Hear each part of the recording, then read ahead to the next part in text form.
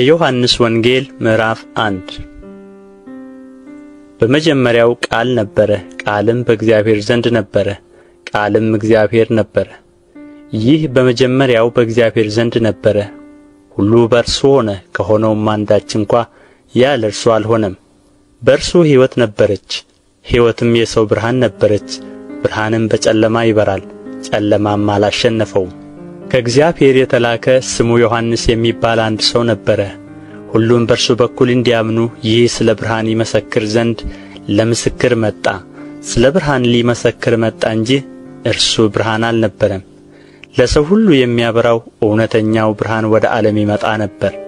በዓለም ነበረ፣ ዓለሙም በእርሱ ሆነ፣ ዓለሙም አላወቀውም።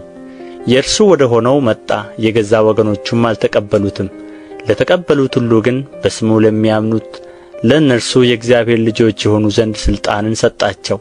እነርሱም ከእግዚአብሔር ተወለዱ እንጂ ከደም ወይም ከሥጋ ፈቃድ ወይም ከወንድ ፈቃድ አልተወለዱም። ቃልም ሥጋ ሆነ፣ ጸጋንና እውነትንም ተሞልቶ በእኛ አደረ። አንድ ልጅም ከአባቱ ዘንድ እንዳለው ክብር የሆነውን ክብሩን አየን። ዮሐንስ ስለ እርሱ መሰከረ፣ እንዲህም ብሎ ጮኸ፣ ከእኔ በኋላ የሚመጣው እርሱ ከእኔ በፊት ነበረና ከእኔ ይልቅ የከበረ ሆኖአል። ስለ እርሱ ያልሁት ይህ ነበረ።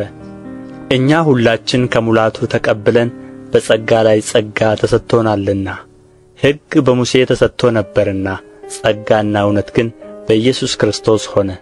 መቼም ቢሆን እግዚአብሔርን ያየው አንድ እንኳ የለም። በአባቱ እቅፍ ያለ አንድ ልጁ እርሱ ተረከው።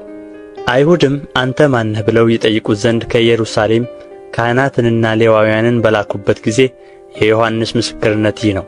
መሰከረም፣ አልካደምም። እኔ ክርስቶስ አይደለሁም ብሎ መሰከረ። እንኪያስ ማን ነህ? ኤልያስ ነህን ብለው ጠየቁት። አይደለሁም አለ። ነቢዩ ነህን? አይደለሁም ብሎ መለሰ። እንኪያስ ማን ነህ? ለላኩን መልስ እንድንሰጥ ስለ ራስህ ምን ትላለህ አሉት። እርሱም ነቢዩ ኢሳይያስ እንዳለ የጌታን መንገድ አቅኑ ብሎ በምድረ በዳ የሚጮኽ ሰው ድምፅ እኔ ነኝ አለ። የተላኩትም ከፈሪሳውያን ነበሩና እንኪያስ አንተ ክርስቶስ ወይም ኤልያስ ወይም ነቢዩ ካይደለህ ስለ ምን ታጠምቃለህ ብለው ጠየቁት። ዮሐንስ መልሶ እኔ በውኃ አጠምቃለሁ፣ ዳሩ ግን እናንተ የማታውቁት በመካከላችሁ ቆሞአል። እኔ የጫማውን ጠፍር ልፈታ የማይገባኝ ከእኔ በኋላ የሚመጣው ከእኔ ይልቅ የሚከብር ይህ ነው አላቸው። ይህ ነገር ዮሐንስ ያጠምቅበት በነበረው በዮርዳኖስ ማዶ በቢታንያ በቤተ ራባ ሆነ። በነገው ዮሐንስ ኢየሱስን ወደ እርሱ ሲመጣ አይቶ እንዲህ አለ፣ እነሆ የዓለምን ኃጢአት የሚያስወግድ የእግዚአብሔር በግ። አንድ ሰው ከእኔ በኋላ ይመጣል፣ ከእኔም በፊት ነበረና ከእኔ ይልቅ የከበረ ሆኖአል ብዬ ስለ እርሱ ያልሁት ይህ ነው። እኔም አላውቀውም ነበር፣ ዳሩ ግን በውኃ አጠምቅ ዘንድ የላከኝ እርሱ መንፈስ ሲወርድበትና ሲኖርበት የምታየው በመንፈስ ቅዱስ የሚያጠምቅ እርሱ ነው አለኝ። እኔም አይቻለሁ፣ እርሱም የእግዚአብሔር ልጅ እንደሆነ መስክሬአለሁ። በነገው ደግሞ ዮሐንስ ከደቀ መዛሙርቱም 2 ቆመው ነበር። ኢየሱስም ሲሄድ ተመልክቶ እነሆ የእግዚአብሔር በግ አለ። 2ቱም ደቀ መዛሙርት ሲናገር ሰምተው ኢየሱስን ተከተሉት። ኢየሱስም ዘወር ብሎ ሲከተሉትም አይቶ ምን ትፈልጋላችሁ አላቸው። እነርሱም ረቢ ወዴት ትኖራለህ አሉት። ትርጓሜውም መምህር ሆይ ማለት ነው። መጥታችሁ እዩ አላቸው። መጥተውም የሚኖርበትን አዩ። በዚያም ቀን በእርሱ ዘንድ ዋሉ። 10 ሰዓት ያህል ነበረ። ከዮሐንስ ዘንድ ሰምተው ከተከተሉት ከ2ቱ አንዱ የስምዖን ጴጥሮስ ወንድም እንድርያስ ነበረ። እርሱ አስቀድሞ የራሱን ወንድም ስምዖንን አገኘውና መሲሕን አግኝተናል አለው። ትርጓሜውም ክርስቶስ ማለት ነው። ወደ ኢየሱስም አመጣው። ኢየሱስም ተመልክቶ አንተ የዮና ልጅ ስምዖን ነህ፣ አንተ ኬፋ ትባላለህ አለው። ትርጓሜው ጴጥሮስ ማለት ነው። በነገው ኢየሱስ ወደ ገሊላ ሊወጣ ወደደ። ፊልጶስንም አገኘና ተከተለኝ አለው። ፊልጶስም ከእንድርያስና ከጴጥሮስ ከተማ ከቤተ ሳይዳ ነበረ። ፊልጶስ ናትናኤልን አግኝቶ ሙሴ በሕግ ነቢያትም ስለ እርሱ የጻፉትን የዮሴፍን ልጅ የናዝሬቱን ኢየሱስን አግኝተነዋል አለው። ናትናኤልም ከናዝሬት መልካም ነገር ሊወጣ ይችላልን አለው። ፊልጶስ መጥተህ እይ አለው። ኢየሱስ ናትናኤል ወደ እርሱ ሲመጣ አይቶ ስለ እርሱ ተንኰል የሌለበት በእውነት የእስራኤል ሰው እነሆ አለ። ናትናኤልም ከወዴት ታውቀኛለህ አለው። ኢየሱስም መልሶ ፊልጶስ ሳይጠራ ከበለስ በታች ሳለህ አየሁህ አለው። ናትናኤልም መልሶ መምህር ሆይ አንተ የእግዚአብሔር ልጅ ነህ፣ አንተ የእስራኤል ንጉሥ ነህ አለው። ኢየሱስም መልሶ ከበለስ በታች አየሁህ ስላልሁ አመንህን? ከዚህ የሚበልጥ ነገር ታያለህ አለው። እውነት እውነት እላችኋለሁ ሰማይ ሲከፈት የእግዚአብሔርም መላእክት በሰው ልጅ ላይ ሲወጡና ሲወርዱ ታያላችሁ አለው። የዮሐንስ ወንጌል ምዕራፍ 2 በሦስተኛውም ቀን በገሊላ ቃና ሰርግ ነበረ። የኢየሱስም እናት በዚያ ነበረች። ኢየሱስም ደግሞ ደቀ መዛሙርቱም ወደ ሰርጉ ታደሙ። የወይን ጠጅም ባለቀ ጊዜ የኢየሱስ እናት የወይን ጠጅ እኮ የላቸውም አለችው። ኢየሱስም አንቺ ሴት ከአንቺ ጋር ምን አለኝ? ጊዜዬ ገና አልደረሰም አላት። እናቱም ለአገልጋዮቹ የሚላችሁን ሁሉ አድርጉ አለቻቸው። አይሁድም እንደሚያደርጉት የማንጻት ልማድ 6 የድንጋይ ጋኖች በዚያ ተቀምጠው ነበር። እያንዳንዳቸውም 2 ወይም 3 እንስራ ይይዙ ነበር። ኢየሱስም ጋኖቹን ውኃ ሙሉአቸው አላቸው። እስከ አፋቸውም ሙሉአቸው አላቸው። እስከ አፋቸውም ሞሏቸው። አሁን ቀድታችሁ ለአሳዳሪው ስጡት አላቸው። ሰጡትም። አሳዳሪውም የወይን ጠጅ የሆነውን ውኃ በቀመሰ ጊዜ ከወዴት እንደመጣ አላወቀም።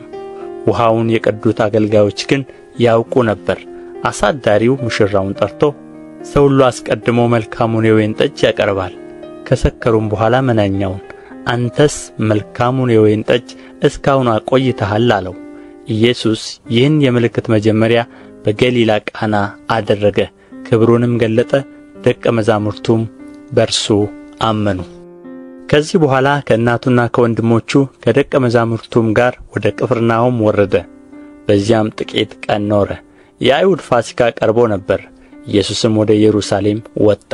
በመቅደስም በሬዎችንና በጎችን ርግቦችንም የሚሸጡትን ገንዘብ ለዋጮችንም ተቀምጠው አገኘ። የገመድም ጅራፍ አበጅቶ ሁሉን በጎችንም በሬዎችንም ከመቅደስ አወጣቸው። የለዋጮችንም ገንዘብ አፈሰሰ፣ ገበታዎቻቸውንም ገለበጠ። ርግብ ሻጪዎችንም ይህን ከዚህ ውሰዱ፣ የአባቴን ቤት የንግድ ቤት አታድርጉት አላቸው። ደቀ መዛሙርቱም የቤትህ ቅናት ይበላኛል ተብሎ እንደ ተጻፈ አሰቡ። ስለዚህ አይሁድ መልሰው ይህን ስለምታደርግ ምን ምልክት ታሳየናለህ አሉት። ኢየሱስም መልሶ ይህን ቤተ መቅደስ አፍርሱት፣ በ3 ቀንም አነሣዋለሁ አላቸው። ስለዚህ አይሁድ ይህ ቤተ መቅደስ ከ46 ዓመት ጀምሮ ይሠራ ነበር፣ አንተስ በ3 ቀን ታነሣዋለህን አሉት። እርሱ ግን ስለ ሰውነቱ ቤተ መቅደስ ይል ነበር። ስለዚህ ከሙታን ከተነሣ በኋላ ደቀ መዛሙርቱ ይህን እንደ ተናገረ አሰቡና መጽሐፍንና ኢየሱስ የተናገረውን ቃል አመኑ። በፋሲካ በዓልም በኢየሩሳሌም ሳሉ ያደረገውን ምልክት ባዩ ጊዜ ብዙ ሰዎች በስሙ አመኑ። ነገር ግን ኢየሱስ ሰዎችን ሁሉ ያውቅ ነበር፣ ስለ ሰውም ማንም ሊመሰክር አያስፈልገውም ነበርና አይተማመናቸውም ነበር፣ ራሱ በሰው ያለውን ያውቅ ነበርና። የዮሐንስ ወንጌል ምዕራፍ 3 ከፈሪሳውያንም ወገን የአይሁድ አለቃ የሆነ ኒቆዲሞስ የሚባል አንድ ሰው ነበረ። እርሱም በሌሊት ወደ ኢየሱስ መጥቶ መምህር ሆይ እግዚአብሔር ከእርሱ ጋር ከሆነ በቀር አንተ የምታደርጋቸውን እነዚህን ምልክቶች ሊያደርግ የሚችል የለምና መምህር ሆነ ከእግዚአብሔር ዘንድ እንደ መጣህ እናውቃለን አለው። ኢየሱስም መልሶ እውነት እውነት እልሃለሁ ሰው ዳግመኛ ካልተወለደ በቀር የእግዚአብሔርን መንግሥት ሊያይ አይችልም አለው። ኒቆዲሞስም ሰው ከሸመገለ በኋላ እንዴት ሊወለድ ይችላል? ሁለተኛ ወደ እናቱ ማኅፀን ገብቶ ይወለድ ዘንድ ይችላልን? አለው። ኢየሱስም መለሰ እንዲህ ሲል እውነት እውነት እልሃለሁ ሰው ከውኃና ከመንፈስ ካልተወለደ በቀር ወደ እግዚአብሔር መንግሥት ሊገባ አይችልም። ከሥጋ የተወለደ ሥጋ ነው፣ ከመንፈስም የተወለደ መንፈስ ነው። ዳግመኛ ልትወለዱ ያስፈልጋችኋል ስላልሁ አታድንቅ። ነፋስ ወደሚወደው ይነፍሳል፣ ድምፁንም ትሰማለህ፣ ነገር ግን ከወዴት እንደ መጣ ወዴትም እንዲሄድ አታውቅም። ከመንፈስ የተወለደ ሁሉ እንዲሁ ነው። ኒቆዲሞስ መልሶ ይህ እንዴት ሊሆን ይችላል አለው። ኢየሱስም መልሶ እንዲህ አለው አንተ የእስራኤል መምህር ስትሆን ይህን አታውቅምን? እውነት እውነት እልሃለሁ የምናውቀውን እንናገራለን፣ ያየነውንም እንመሰክራለን፣ ምስክራችንንም አትቀበሉትም። ስለ ምድራዊ ነገር በነገርኋችሁ ጊዜ ካላመናችሁ ስለ ሰማያዊ ነገር ብነግራችሁ እንዴት ታምናላችሁ? ከሰማይም ከወረደ በቀር ወደ ሰማይ የወጣ ማንም የለም፣ እርሱም በሰማይ የሚኖረው የሰው ልጅ ነው። ሙሴም በምድረ በዳ እባብን እንደ ሰቀለ እንዲሁ በእርሱ የሚያምን ሁሉ የዘላለም ሕይወት እንዲኖረው እንጂ እንዳይጠፋ እግዚአብሔር አንድያ ልጁን እስኪሰጥ ድረስ ዓለሙን እንዲሁ ወዶአልና። ዓለም በልጁ እንዲድን ነው እንጂ በዓለም እንዲፈርድ እግዚአብሔር ወደ ዓለም አልላከውምና። በእርሱ በሚያምን አይፈረድበትም። በማያምን ግን በአንዱ በእግዚአብሔር ልጅ ስም ስላላመነ አሁን ተፈርዶበታል። ብርሃንም ወደ ዓለም ስለ መጣ ሰዎችም ሥራቸው ክፉ ነበርና ከብርሃን ይልቅ ጨለማን ስለ ወደዱ ፍርዱ ይህ ነው። ክፉ የሚያደርግ ሁሉ ብርሃንን ይጠላልና ሥራውም እንዳይገለጥ ወደ ብርሃን አይመጣም። እውነትን የሚያደርግ ግን ሥራው በእግዚአብሔር ተደርጎ እንደሆነ ይገለጥ ዘንድ ወደ ብርሃን ይመጣል። ከዚህ በኋላ ኢየሱስ ከደቀ መዛሙርቱ ጋር ወደ ይሁዳ አገር መጣ። በዚያም ከእነርሱ ጋር ተቀምጦ ያጠምቅ ነበር። ዮሐንስም ደግሞ በሳሌም አቅራቢያ በሄኖን በዚያ ብዙ ውኃ ነበርና ያጠምቅ ነበር። እየመጡም ይጠመቁ ነበር፣ ዮሐንስ ገና ወደ ወህኒ አልተጨመረም ነበርና። ስለዚህም በዮሐንስ ደቀ መዛሙርትና በአይሁድ መካከል ስለ ማንጻት ክርክር ሆነ። ወደ ዮሐንስም መጥተው መምህር ሆይ በዮርዳኖስ ማዶ ከአንተ ጋር የነበረው አንተም የመሰከርህለት እነሆ እርሱ ያጠምቃል፣ ሁሉም ወደ እርሱ ይመጣሉ አሉት። ዮሐንስ መለሰ እንዲህ ሲል ከሰማይ ካልተሰጠው ሰው አንዳች ሊቀበል አይችልም። እናንተ እኔ ክርስቶስ አይደለሁም፣ ነገር ግን ከእርሱ በፊት ተልኬአለሁ እንዳልሁ ራሳችሁ ትመሰክሩልኛላችሁ። ሙሽራይቱ ያለችው እርሱ ሙሽራ ነው፣ ቆሞ የሚሰማው ሚዜው ግን በሙሽራው ድምፅ እጅግ ደስ ይለዋል። እንግዲህ ይህ ደስታዬ ተፈጸመ። እርሱ ሊልቅ እኔ ግን ላንስ ያስፈልጋል። ከላይ የሚመጣው ከሁሉ በላይ ነው። ከምድር የሚሆነው የምድር ነው፣ የምድሩንም ይናገራል። ከሰማይ የሚመጣው ከሁሉ በላይ ነው። ያየውንና የሰማውንም ይህን ይመሰክራል፣ ምስክሩንም የሚቀበለው የለም። ምስክሩን የተቀበለ እግዚአብሔር እውነተኛ እንደሆነ አተመ። እግዚአብሔር የላከው የእግዚአብሔርን ቃል ይናገራልና። እግዚአብሔር መንፈሱን ሰፍሮ አይሰጥምና። አባት ልጁን ይወዳል፣ ሁሉንም በእጁ ሰጥቶታል። በልጁ የሚያምን የዘላለም ሕይወት አለው። በልጁ የማያምን ግን የእግዚአብሔር ቁጣ በእርሱ ላይ ይኖራል እንጂ ሕይወትን አያይም። የዮሐንስ ወንጌል ምዕራፍ 4። እንግዲህ ኢየሱስ ከዮሐንስ ይልቅ ደቀ መዛሙርት ያደርጋል ያጠምቅማል ማለትን ፈሪሳውያን እንደ ሰሙ ጌታ ባወቀ ጊዜ ይሁዳን ትቶ ወደ ገሊላ ደግሞ ሄደ። ዳሩ ግን ደቀ መዛሙርቱ እንጂ ኢየሱስ ራሱ አላጠመቀም። በሰማርያም ሊያልፍ ግድ ሆነበት። ስለዚህ ያዕቆብ ለልጁ ለዮሴፍ በሰጠው ስፍራ አጠገብ ወደምትሆን ሲካር ወደምትባል የሰማርያ ከተማ መጣ። በዚያም የያዕቆብ ጉድጓድ ነበረ። ኢየሱስም መንገድ ከመሄድ ደክሞ በጉድጓድ አጠገብ እንዲህ ተቀመጠ። ጊዜውም 6 ሰዓት ያህል ነበረ። ከሰማርያ አንዲት ሴት ውሃ ልትቀዳ መጣች። ኢየሱስም ውሃ አጠጪኝ አላት። ደቀ መዛሙርቱ ምግብ ሊገዙ ወደ ከተማ ሄደው ነበርና፣ ስለዚህ ሳምራዊቲቱ አንተ የይሁዳ ሰው ስትሆን ሳምራዊት ሴት ከምሆን ከእኔ መጠጥ እንዴት ትለምናለህ? አለችው። አይሁድ ከሳምራውያን ጋር አይተባበሩም ነበርና። ኢየሱስ መልሶ የእግዚአብሔርን ስጦታና ውሃ አጠጪኝ የሚልሽ ማን መሆኑን ብታውቂ አንቺ ትለምኚው ነበርሽ፣ የሕይወትም ውሃ ይሰጥሽ ነበር አላት። ሴቲቱ ጌታ ሆይ መቅጃ የለህም፣ ጉድጓዱም ጥልቅ ነው። እንግዲህ የሕይወት ውሃ ከወዴት ታገኛለህ? በውኑ አንተ ይህን ጉድጓድ ከሰጠን ከአባታችን ከያዕቆብ ትበልጣለህን? ራሱም ልጆቹም ከብቶቹም ከዚህ ጠጥተዋል አለችው። ኢየሱስም መልሶ ከዚህ ውሃ የሚጠጣ ሁሉ እንደገና ይጠማል። እኔ ከምሰጠው ውሃ የሚጠጣ ሁሉ ግን ለዘላለም አይጠማም።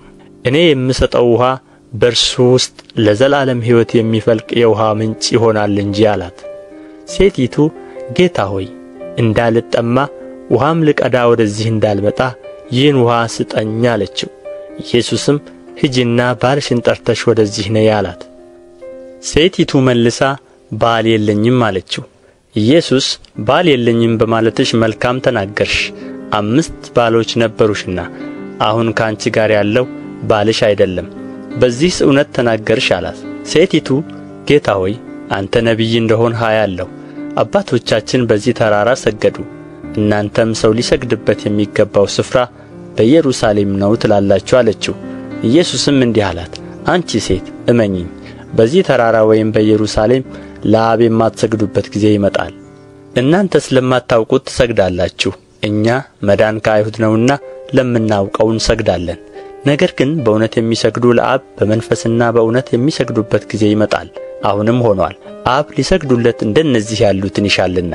እግዚአብሔር መንፈስ ነው፣ የሚሰግዱለትም በመንፈስና በእውነት ሊሰግዱለት ያስፈልጋቸዋል።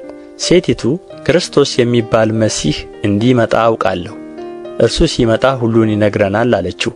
ኢየሱስ የምናገርሽ እኔ እርሱ ነኝ አላት። በዚያን ጊዜ ደቀ መዛሙርቱ መጡና ከሴት ጋር በመነጋገሩ ተደነቁ። ነገር ግን ምን ትፈልጊያለሽ ወይም ስለ ምን ትናገራታለህ ያለ ማንም አልነበረም። ሴቲቱም እንስራዋን ትታ ወደ ከተማ ሄደች። ለሰዎችም ያደረግሁትን ሁሉ የነገረኝን ሰው ኑና እዩ፣ እንጃ እርሱ ክርስቶስ ይሆንን አለች። ከከተማ ወጥተው ወደ እርሱ ይመጡ ነበር። ይህም ሲሆን ሳለ ደቀ መዛሙርቱ መምህር ሆይ ብላ ብለው ለመኑት። እርሱ ግን እናንተ የማታውቁት የምበላው መብል ለእኔ አለኝ አላቸው። ስለዚህ ደቀ መዛሙርቱ የሚበላው አንዳች ሰው አምጥቶለት ይሆንን ተባባሉ። ኢየሱስም እንዲህ አላቸው፣ የእኔስ መብል የላከኝን ፈቃድ አደርግ ዘንድ ሥራውንም እፈጽም ዘንድ ነው። እናንተ ገና 4 ወር ቀርቶአል፣ መከርም ይመጣል ትሉ የለምን? እነሆ እላችኋለሁ፣ ዓይናችሁን አንሡ፣ አዝመራውም አሁን እንደ ነጣ እርሻውን ተመልከቱ። የሚያጭድ ደመወዝን ይቀበላል፣ የሚዘራና የሚያጭድም አብረው ደስ እንዲላቸው ለዘላለም ሕይወት ፍሬን ይሰበስባል። አንዱ ይዘራል አንዱም ያጭዳል የሚለው ቃል በዚህ እውነት ሆኖአልና። እኔም እናንተ ያልደከማችሁበትን ታጭዱ ዘንድ ሰደድኋችሁ። ሌሎች ደከሙ፣ እናንተም በድካማቸው ገባችሁ። ሴቲቱም ያደረግሁትን ሁሉ ነገረኝ ብላ ስለ መሰከረችው ቃል ከዚያች ከተማ የሰማርያ ሰዎች ብዙ አመኑበት። የሰማርያ ሰዎችም ወደ እርሱ በመጡ ጊዜ በእነርሱ ዘንድ እንዲኖር ለመኑት። በዚያም 2 ቀን ያህል ኖረ። ስለ ቃሉ ከፊተኞች ይልቅ ብዙ ሰዎች አመኑ። ሴቲቱንም አሁን የምናምን ስለ ቃልሽ አይደለም፣ እኛ ራሳችን ሰምተነዋልና እርሱም በእውነት ክርስቶስ የዓለም መድኃኒት እንደሆነ እናውቃለን ይሏት ነበር። ከ2 ቀኖችም በኋላ ከዚያ ወጥቶ ወደ ገሊላ ሄደ። ነቢይ በገዛ አገሩ እንዳይከበር ኢየሱስ ራሱ መስክሮአልና። ወደ ገሊላም በመጣ ጊዜ የገሊላ ሰዎች ራሳቸው ደግሞ ለበዓል መጥተው ነበርና በበዓል በኢየሩሳሌም ያደረገውን ሁሉ ስላዩ ተቀበሉት። ኢየሱስም ውኃውን የወይን ጠጅ ወዳደረገባት ወደ ገሊላ ቃና ዳግመኛ መጣ። በቅፍርናሆምም ልጁ የታመመበት ከንጉሥ ቤት አንድ ሹም ነበረ። እርሱም ኢየሱስ ከይሁዳ ወደ ገሊላ እንደ መጣ ሰምቶ ልጁ ሊሞት ስላለው ወደ እርሱ ሄደ።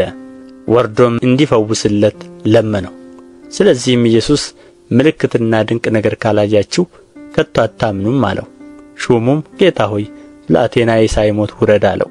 ኢየሱስም ሂድ፣ ልጅህ በሕይወት አለ አለው። ሰውየውም ኢየሱስ የነገረውን ቃል አምኖ ሄደ። እርሱም ሲወርድ ሳለ ባሮቹ ተገናኙትና ብላቴናህ በሕይወት አለ ብለው ነገሩት። እርሱም በጎ የሆነበትን ሰዓት ጠየቃቸው። እነርሱም ትናንት በ7 ሰዓት ንዳዱ ለቀቀው አሉት። አባቱም ኢየሱስ ልጅ በሕይወት አለ ባለው በዚያ ሰዓት እንደሆነ አወቀ።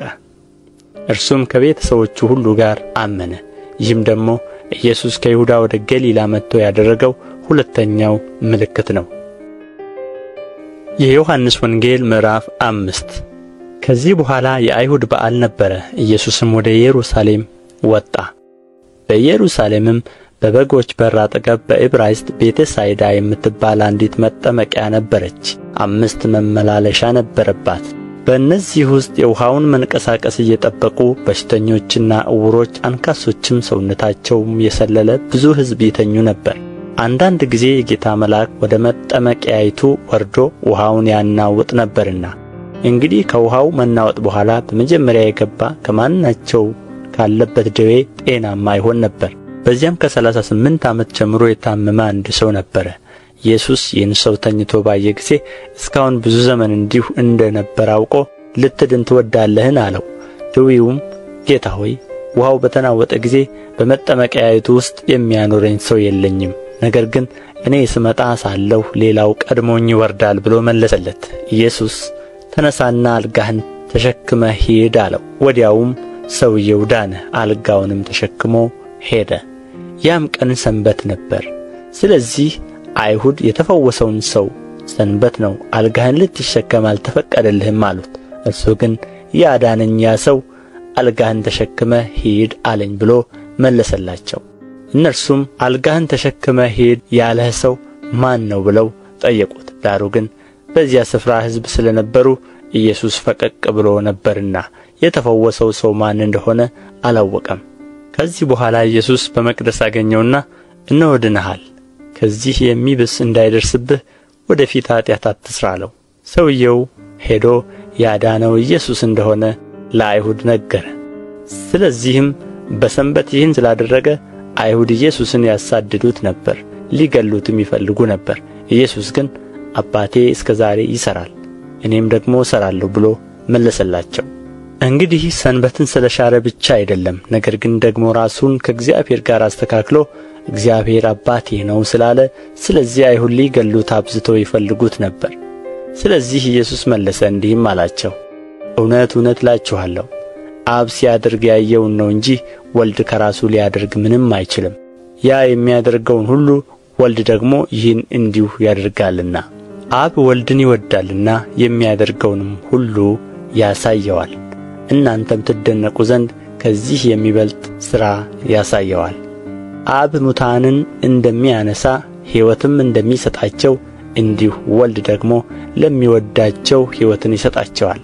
ሰዎች ሁሉ አብን እንደሚያከብሩት ወልድን ያከብሩት ዘንድ ፍርድን ሁሉ ለወልድ ሰጠው እንጂ አብ በአንድ ሰው እንኳ አይፈርድም።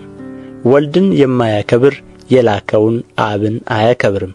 እውነት እውነት እላችኋለሁ ቃሌን የሚሰማ የላከኝንም የሚያምን የዘላለም ሕይወት አለው፣ ከሞትም ወደ ሕይወት ተሻገረ እንጂ ወደ ፍርድ አይመጣም።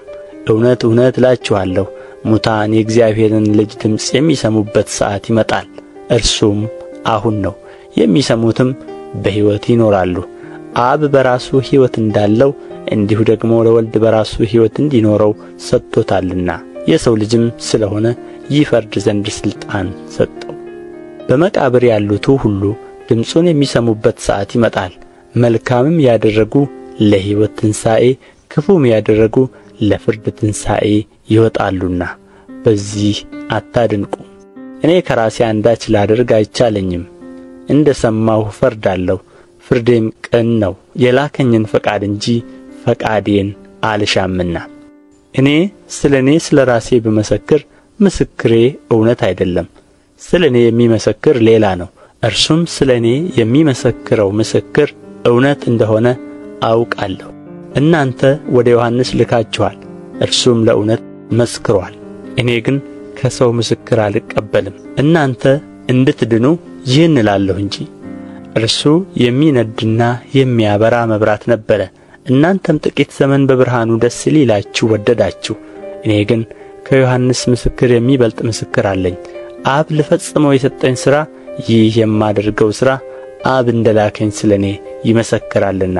የላከኝ አብም እርሱ ስለ እኔ መስክሮአል። ድምፁን ከቶ አልሰማችሁም፣ መልኩንም አላያችሁም። እርሱም የላከውን እናንተ አታምኑም፣ በእናንተ ዘንድ የሚኖር ቃሉ የላችሁም።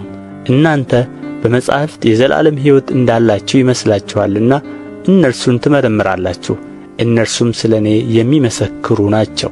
ነገር ግን ሕይወት እንዲሆንላችሁ ወደ እኔ ልትመጡ አትወዱም። ከሰው ክብርን አልቀበልም፣ ዳሩ ግን የእግዚአብሔር ፍቅር በራሳችሁ እንደሌላችሁ አውቃችኋለሁ። እኔ በአባቴ ስም መጥቻለሁ፣ አልተቀበላችሁኝምም። ሌላው በራሱ ስም ቢመጣ እርሱን ትቀበሉታላችሁ። እናንተ እርስ በርሳችሁ ክብር የምትቀባበሉ ከአንዱም ከእግዚአብሔር ያለውን ክብር የማትፈልጉ እንዴት ልታምኑ ትችላላችሁ? እኔ በአብ ዘንድ የምከሳችሁ አይምሰላችሁ፣ የሚከሳችሁ አለ፣ እርሱም ተስፋ የምታደርጉት ሙሴ ነው። ሙሴንስ ብታምኑት እኔን ባመናችሁ ነበር፣ እርሱ ስለ እኔ ጽፎአልና። መጻሕፍትን ካላመናችሁ ግን ቃሌን እንዴት ታምናላችሁ? የዮሐንስ ወንጌል ምዕራፍ 6። ከዚህ በኋላ ኢየሱስ ወደ ገሊላ ባሕር ማዶ ተሻገረ። እርሱም የጥብርያዶስ ባሕር ነው። በበሽተኞችም ያደረገውን ምልክት ስላዩ ብዙ ሕዝብ ተከተሉት። ኢየሱስም ወደ ተራራ ወጣና በዚያ ከደቀ መዛሙርቱ ጋር ተቀመጠ። የአይሁድ በዓልም ፋሲካ ቀርቦ ነበር። ኢየሱስም ዓይኖቹን አንስቶ ብዙ ሕዝብ ወደ እርሱ ሲመጣ አየና ፊልጶስን እነዚህ እንዲበሉ እንጀራ ከወዴት እንገዛለን አለው። ራሱ ሊያደርግ ያለውን ያውቅ ነበርና ሊፈትነው ይህን ተናገረ። ፊልጶስ እያንዳንዳቸው ትንሽ ትንሽ እንኳ እንዲቀበሉ 200 ዲናር እንጀራ አይበቃቸውም ብሎ መለሰለት። ከደቀ መዛሙርቱ አንዱ የስምዖን ጴጥሮስ ወንድም እንድርያስ 5 የገብስ እንጀራና 2 ዓሣ የያዘ ብላቴና በዚህ አለ፣ ነገር ግን እነዚህን ለሚያህሉ ሰዎች ይህ ምን ይሆናል አለው። ኢየሱስም ሰዎቹን እንዲቀመጡ አድርጉ አለ። በዚያም ስፍራ ብዙ ሣር ነበረበት። ወንዶችም ተቀመጡ፣ ቁጥራቸውም 5000 የሚያህል ነበር። ኢየሱስም እንጀራውን ያዘ፣ አመስግኖም ለደቀ መዛሙርቱ ሰጠ። ደቀ መዛሙርቱም ለተቀመጡት ሰዎች ሰጡአቸው፣ እንዲሁም ከዓሣው በፈለጉት መጠን። ከጠገቡም በኋላ ደቀ መዛሙርቱን አንድ እንኳ እንዳይጠፋ የተረፈውን ቁርስራሽ አከማቹ አላቸው። ስለዚህ አከማቹ። ከበሉትም ከ5ቱ የገብስ እንጀራ የተረፈውን ቁርስራሽ 12 መሶብ ሞሉ። ከዚህ የተነሣ ሰዎቹ ኢየሱስ ያደረገውን ምልክት ባዩ ጊዜ ይህ በእውነት ወደ ዓለም የሚመጣው ነቢይ ነው አሉ። በዚህም ምክንያት ኢየሱስ ያነግሡት ዘንድ ሊመጡና ሊነጥቁት እንዳላቸው አውቆ ደግሞ ወደ ተራራ ብቻውን ፈቀቅ አለ። በመሸም ጊዜ ደቀ መዛሙርቱ ወደ ባሕር ወረዱ። በታንኳም ገብተው በባሕር ማዶ ወደ ቅፍርናሆም ይመጡ ነበር። አሁንም ጨልሞ ነበር። ኢየሱስም ገና ወደ እነርሱ አልመጣም ነበር። ብርቱ ንፋስም ስለ ነፈሰ ባሕሩ ተናወጠ። 25 ወይም 30 ምዕራፍ ከቀዘፉ በኋላ ኢየሱስ በባሕር ላይ እየሄደ ወደ ታንኳይቱ ሲቀርብ አይተው ፈሩ። እርሱ ግን እኔ ነኝ፣ አትፍሩ አላቸው። ስለዚህ በታንኳይቱ ሊቀበሉት ወደዱ። ወዲያውም ታንኳይቱ ወደሚሄዱበት ምድር ደረሰች። በነገው በባሕር ማዶ ቆመው የነበሩ ሕዝቡ ከአንዲት ጀልባ በቀር በዚያ ሌላ ጀልባ እንዳልነበረች ደቀ መዛሙርቱም ለብቻቸው እንደሄዱ እንጂ ኢየሱስ ከደቀ መዛሙርቱ ጋር ወደ ታንኳይቱ እንዳልገባ አዩ። ዳሩ ግን ሌሎች ጀልባዎች ጌታ የባረከውን እንጀራ ወደ በሉበት ስፍራ አጠገብ ከጥብርያዶስ መጡ። ሕዝቡም ኢየሱስ ወይም ደቀ መዛሙርቱ በዚያ እንዳልነበሩ ባዩ ጊዜ ራሳቸው በጀልባዎቹ ገብተው ኢየሱስን እየፈለጉ ወደ ቅፍርናሆም መጡ። በባሕር ማዶም ሲያገኙት መምህር ሆይ ወደዚህ መች መጣህ አሉት። ኢየሱስም መልሶ እውነት እውነት እላችኋለሁ የምትፈልጉኝ እንጀራን ስለ በላችሁና ስለ ጠገባችሁ ነው እንጂ ምልክቶችን ስላያችሁ አይደለም። ለሚጠፋ መብል አትስሩ፣ ነገር ግን ለዘላለም ሕይወት ለሚኖር መብል የሰው ልጅ ለሚሰጣችሁ ስሩ፣ እርሱን እግዚአብሔር አብ አትሞታልና። እንግዲህ የእግዚአብሔርን ሥራ እንድንሠራ ምን እናድርግ አሉት። ኢየሱስ መልሶ ይህ የእግዚአብሔር ሥራ እርሱ በላከው እንድታምኑ ነው አላቸው። እንግዲህ እንኪያስ አይተን እንድናምንህ አንተ ምን ምልክት ታደርጋለህ? ምንስ ትሠራለህ? ይበሉ ዘንድ ከሰማይ እንጀራ ሰጣቸው ተብሎ እንደ ተጻፈ አባቶቻችን በምድረ በዳ መና በሉ አሉት። ኢየሱስም እውነት እውነት እላችኋለሁ እውነተኛ እንጀራ ከሰማይ የሚሰጣችሁ አባቴ ነው እንጂ ከሰማይ እንጀራ የሰጣችሁ ሙሴ አይደለም። የእግዚአብሔር እንጀራ ከሰማይ የሚወርድ ለዓለምም ሕይወትን የሚሰጥ ነውና አላቸው። ስለዚህ ጌታ ሆይ ይህን እንጀራ ዘወትር ስጠን አሉት። ኢየሱስም እንዲህ አላቸው፣ የሕይወት እንጀራ እኔ ነኝ። ወደ እኔ የሚመጣ ከቶ አይራብም፣ በእኔ የሚያምንም ሁል ጊዜ ከቶ አይጠማም። ነገር ግን አይታችሁኝ እንዳላመናችሁ አልኋችሁ። አብ የሚሰጠኝ ሁሉ ወደ እኔ ይመጣል፣ ወደ እኔም የሚመጣውን ከቶ ወደ ውጭ አላወጣውም። ፈቃዴን ለማድረግ አይደለም እንጂ የላከኝን ፈቃድ ለማድረግ ከሰማይ ወርጃለሁና። ከሰጠኝም ሁሉ አንድ እንኳ እንዳላጠፋ በመጨረሻው ቀን እንዳስነሣው እንጂ የላከኝ የአብ ፈቃድ ይህ ነው። ልጅንም አይቶ በእርሱ የሚያምን ሁሉ የዘላለም ሕይወትን እንዲያገኝ የአባቴ ፈቃድ ይህ ነው፣ እኔም በመጨረሻው ቀን አስነሣዋለሁ። እንግዲህ አይሁድ ከሰማይ የወረደ እንጀራ እኔ ነኝ ስላለ ስለ እርሱ አንጐራጐሩ። አባቱንና እናቱን የምናውቃቸው ይህ የዮሴፍ ልጅ ኢየሱስ አይደለምን? እንግዲህ ከሰማይ ወርጃለሁ እንዴት ይላል አሉ።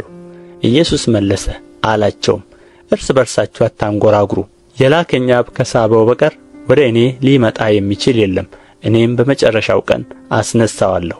ሁሉም ከእግዚአብሔር የተማሩ ይሆናሉ ተብሎ በነቢያት ተጽፎአል። እንግዲህ ከአብ የሰማ የተማረም ሁሉ ወደ እኔ ይመጣል።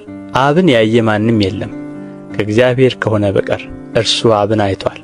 እውነት እውነት እላችኋለሁ በእኔ የሚያምን የዘላለም ሕይወት አለው። የሕይወት እንጀራ እኔ ነኝ። አባቶቻችሁ በምድረ በዳ መና በሉ ሞቱም።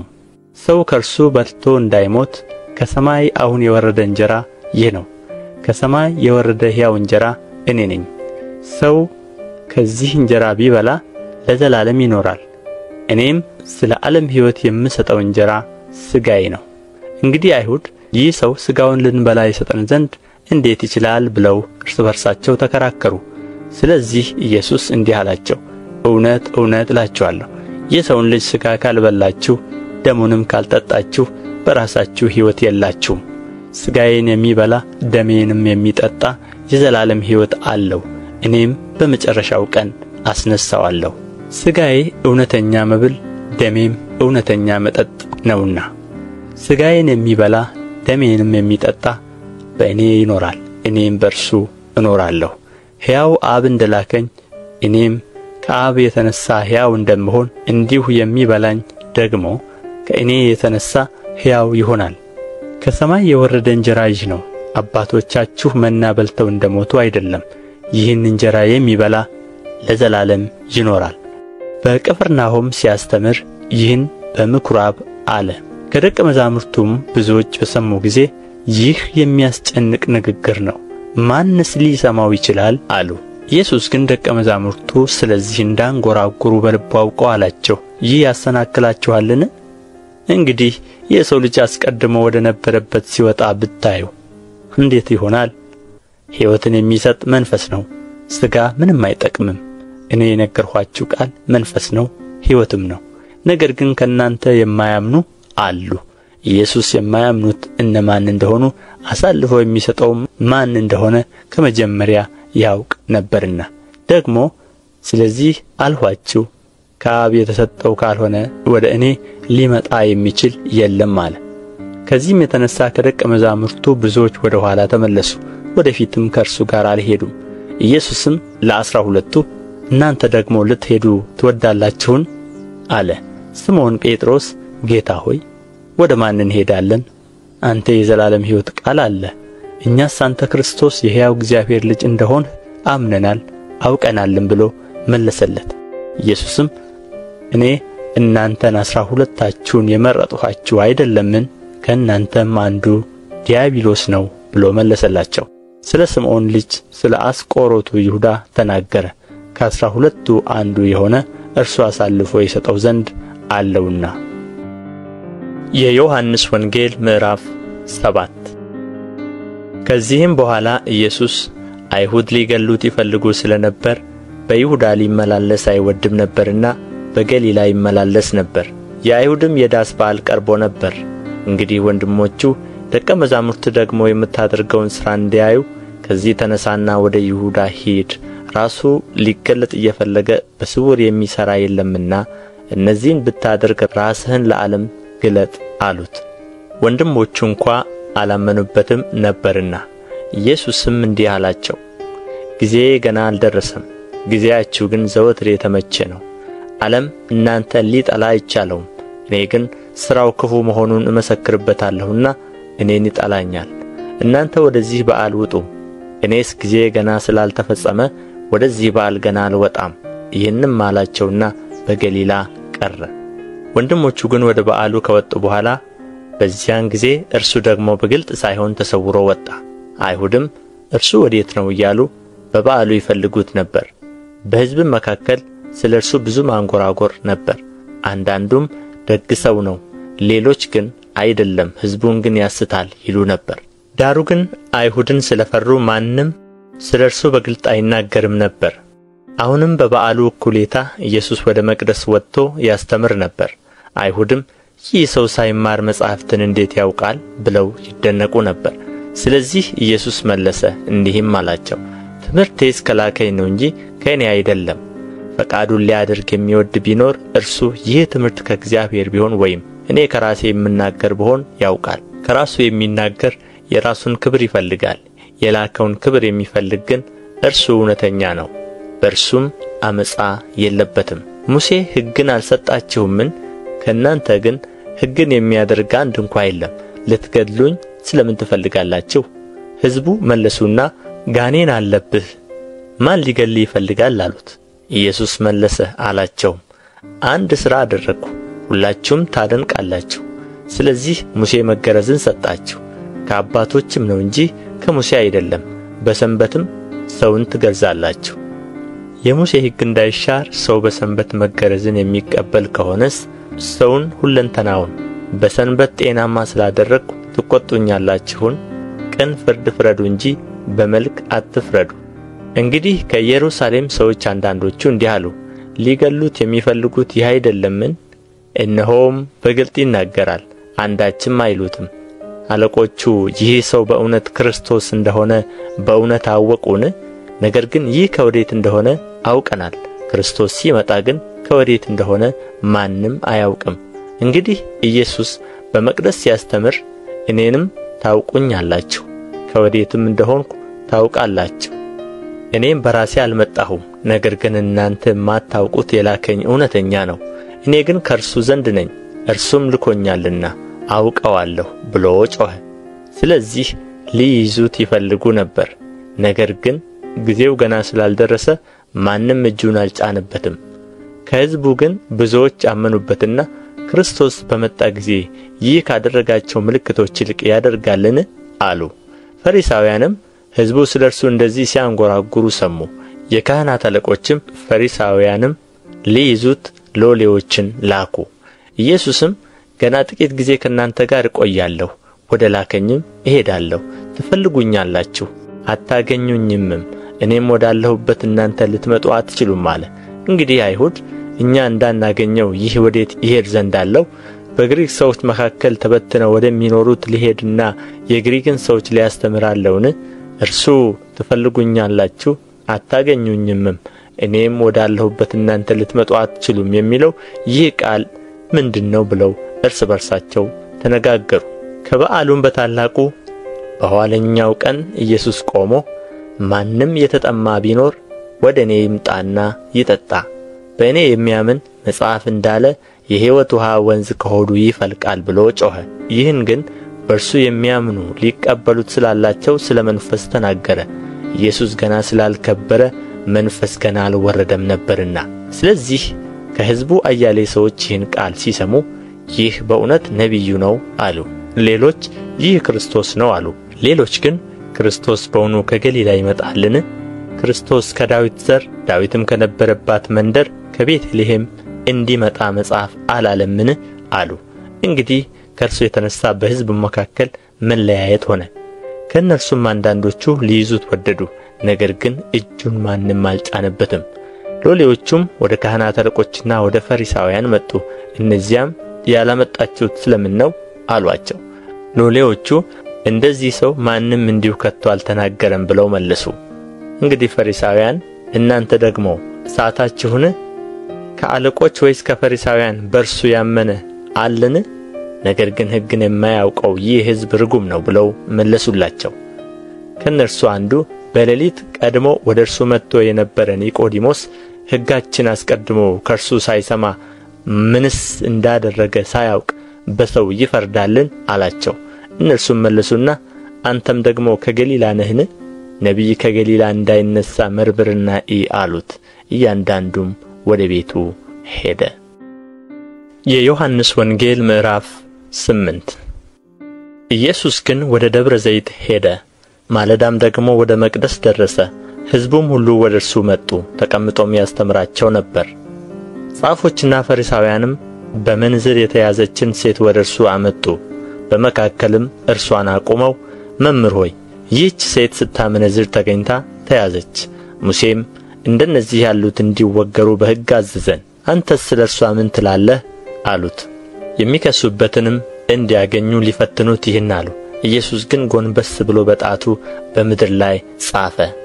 መላልሰው በጠየቁት ጊዜ ግን ቀና ብሎ ከእናንተ ኃጢአት የሌለበት አስቀድሞ በድንጋይ ይውገራት አላቸው። ደግሞም ጎንበስ ብሎ በጣቱ በምድር ላይ ጻፈ። እነርሱም ይህን ሲሰሙ ሕሊናቸው ወቀሳቸውና ከሽማግሌዎች ጀምሮ እስከ ኋለኞች አንዳንድ እያሉ ወጡ። ኢየሱስም ብቻውን ቀረ፣ ሴቲቱም በመካከል ቆማ ነበረች። ኢየሱስም ቀና ብሎ ከሴቲቱ በቀር ማንንም ባላየ ጊዜ አንቺ ሴት እነዚያ ከሳሾችሽ ወዴት አሉ? የፈረደብሽ የለምን? አላት። እርሷም ጌታ ሆይ አንድ እንኳ አለች። ኢየሱስም እኔም አልፈርድብሽም፣ ሂጂ፣ ከአሁንም ጀምሮ ደግመሽ ኃጢአት አትሥሪ አላት። ደግሞም ኢየሱስ እኔ የዓለም ብርሃን ነኝ፣ የሚከተለኝ የሕይወት ብርሃን ይሆንለታል እንጂ በጨለማ አይመላለስም ብሎ ተናገራቸው። ፈሪሳውያንም አንተ ስለ ራስህ ትመሰክራለህ፣ ምስክርነትህ እውነት አይደለም አሉት። ኢየሱስ መለሰ አላቸውም፣ እኔ ስለ ራሴ ምንም እንኳ ብመሰክር ከወዴት እንደመጣሁ ወዴትም እንድሄድ አውቃለሁና ምስክርነቴ እውነት ነው። እናንተ ግን ከወዴት እንደመጣሁ ወዴትም እንድሄድ አታውቁም። እናንተ ሥጋዊ ፍርድን ትፈርዳላችሁ፣ እኔ በአንድ ሰው እንኳ አልፈርድም። የላከኝ አብ ከእኔ ጋር ነው እንጂ ብቻዬን አይደለሁምና እኔ ብፈርድ ፍርዴ እውነት ነው። የሁለት ሰዎችም ምስክርነት እውነት እንደሆነ በሕጋችሁ ተጽፏል። ስለ ራሴ የምመሰክር እኔ ነኝ፣ የላከኝም አብ ስለ እኔ ይመሰክራል። እንግዲህ አባትህ ወዴት ነው አሉት። ኢየሱስ መልሶ እኔም ወይም አባቴንም አታውቁም። እኔንስ ብታውቁኝ አባቴን ደግሞ ባወቃችሁ ነበር አላቸው። ኢየሱስ በመቅደስ ሲያስተምር በግምጃ ቤት አጠገብ ይህን ነገር ተናገረ። ጊዜው ገና አልደረሰምና ማንም አልያዘውም። ኢየሱስም ደግሞ እኔ እሄዳለሁ፣ ትፈልጉኛላችሁም፣ በኃጢአታችሁም ትሞታላችሁ። እኔ ወደምሄድበት እናንተ ልትመጡ አትችሉም አላቸው። አይሁድም እኔ ወደምሄድበት እናንተ ልትመጡ አትችሉም ማለቱ ራሱን ይገላልን? እንጃ አሉ። እናንተ ከታች ናችሁ፣ እኔ ከላይ ነኝ። እናንተ ከዚህ ዓለም ናችሁ፣ እኔ ከዚህ ዓለም አይደለሁም። እንግዲህ በኃጢአታችሁ ትሞታላችሁ አልኋችሁ። እኔ እንደሆንሁ ባታምኑ በኃጢአታችሁ ትሞታላችሁና አላቸው። እንግዲህ አንተ ማን ነህ አሉት። ኢየሱስም ከመጀመሪያ ለእናንተ የተናገርሁት ነኝ። ስለ እናንተ የምናገረው የምፈርደውም ብዙ ነገር አለኝ። ዳሩ ግን የላከኝ እውነተኛ ነው። እኔም ከእርሱ የሰማሁትን ይህን ለዓለም እናገራለሁ አላቸው። ስለ አብ እንደ ነገራቸው አላስተዋሉም። ስለዚህ ኢየሱስ የሰውን ልጅ ከፍ ከፍ ባደረጋችሁት ጊዜ እኔ የሆን ዘንድ አባቴም እንዳስተማረኝ እነዚህን እናገር ዘንድ እንጂ ከራሴ አንዳች እንዳላደርግ በዚያን ጊዜ ታውቃላችሁ። የላከኝም ከእኔ ጋር ነው።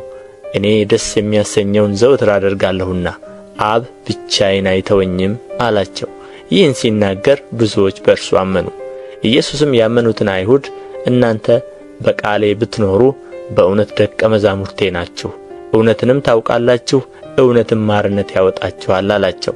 እነርሱም መልሰው የአብርሃም ዘር ነን፣ ለአንድም እንኳ ከቶ ባሪያዎች አልሆንም፣ አንተ አርነት ትወጣላችሁ እንዴት ትላለህ አሉት። ኢየሱስ መለሰ እንዲህ ሲል እውነት እውነት እላችኋለሁ ኃጢአት የሚያደርግ ሁሉ የኃጢአት ባሪያ ነው። ባሪያም ለዘላለም በቤት አይኖርም፣ ልጁ ለዘላለም ይኖራል። እንግዲህ ልጁ አርነት ቢያወጣችሁ በእውነት አርነት ትወጣላችሁ። የአብርሃም ዘር መሆናችሁንስ አውቃለሁ። ነገር ግን ቃሌ በእናንተ አይኖርምና ልትገድሉኝ ትፈልጋላችሁ። እኔ በአባቴ ዘንድ ያየሁትን እናገራለሁ፣ እናንተም ደግሞ በአባታችሁ ዘንድ ያያችሁትን ታደርጋላችሁ። መልሰው አባታችንስ አብርሃም ነው አሉት። ኢየሱስም የአብርሃም ልጆች ብትሆኑ የአብርሃምን ሥራ ባደረጋችሁ ነበር። ነገር ግን አሁን ከእግዚአብሔር የሰማሁትን እውነት የነገርኋችሁን ሰው ልትገድሉኝ ትፈልጋላችሁ። አብርሃም እንዲህ አላደረገም፣ እናንተ የአባታችሁን ሥራ ታደርጋላችሁ አላቸው። እኛስ ከዝሙት አልተወለድንም፣ አንድ አባት አለን፣ እርሱም እግዚአብሔር ነው አሉት። ኢየሱስም አላቸው እግዚአብሔርስ አባታችሁ ከሆነ በወደዳችሁኝ ነበር። እኔ ከእግዚአብሔር ወጥቼ መጥቻለሁና እርሱ ላከኝ እንጂ ከራሴ አልመጣሁምና። ንግግሬን የማታስተውሉ ስለ ምንድን ነው? ቃሌን ልትሰሙ ስለማትችሉ ነው። እናንተ ከአባታችሁ ከዲያብሎስ ናችሁ፣ የአባታችሁንም ምኞት ልታደርጉ ትወዳላችሁ።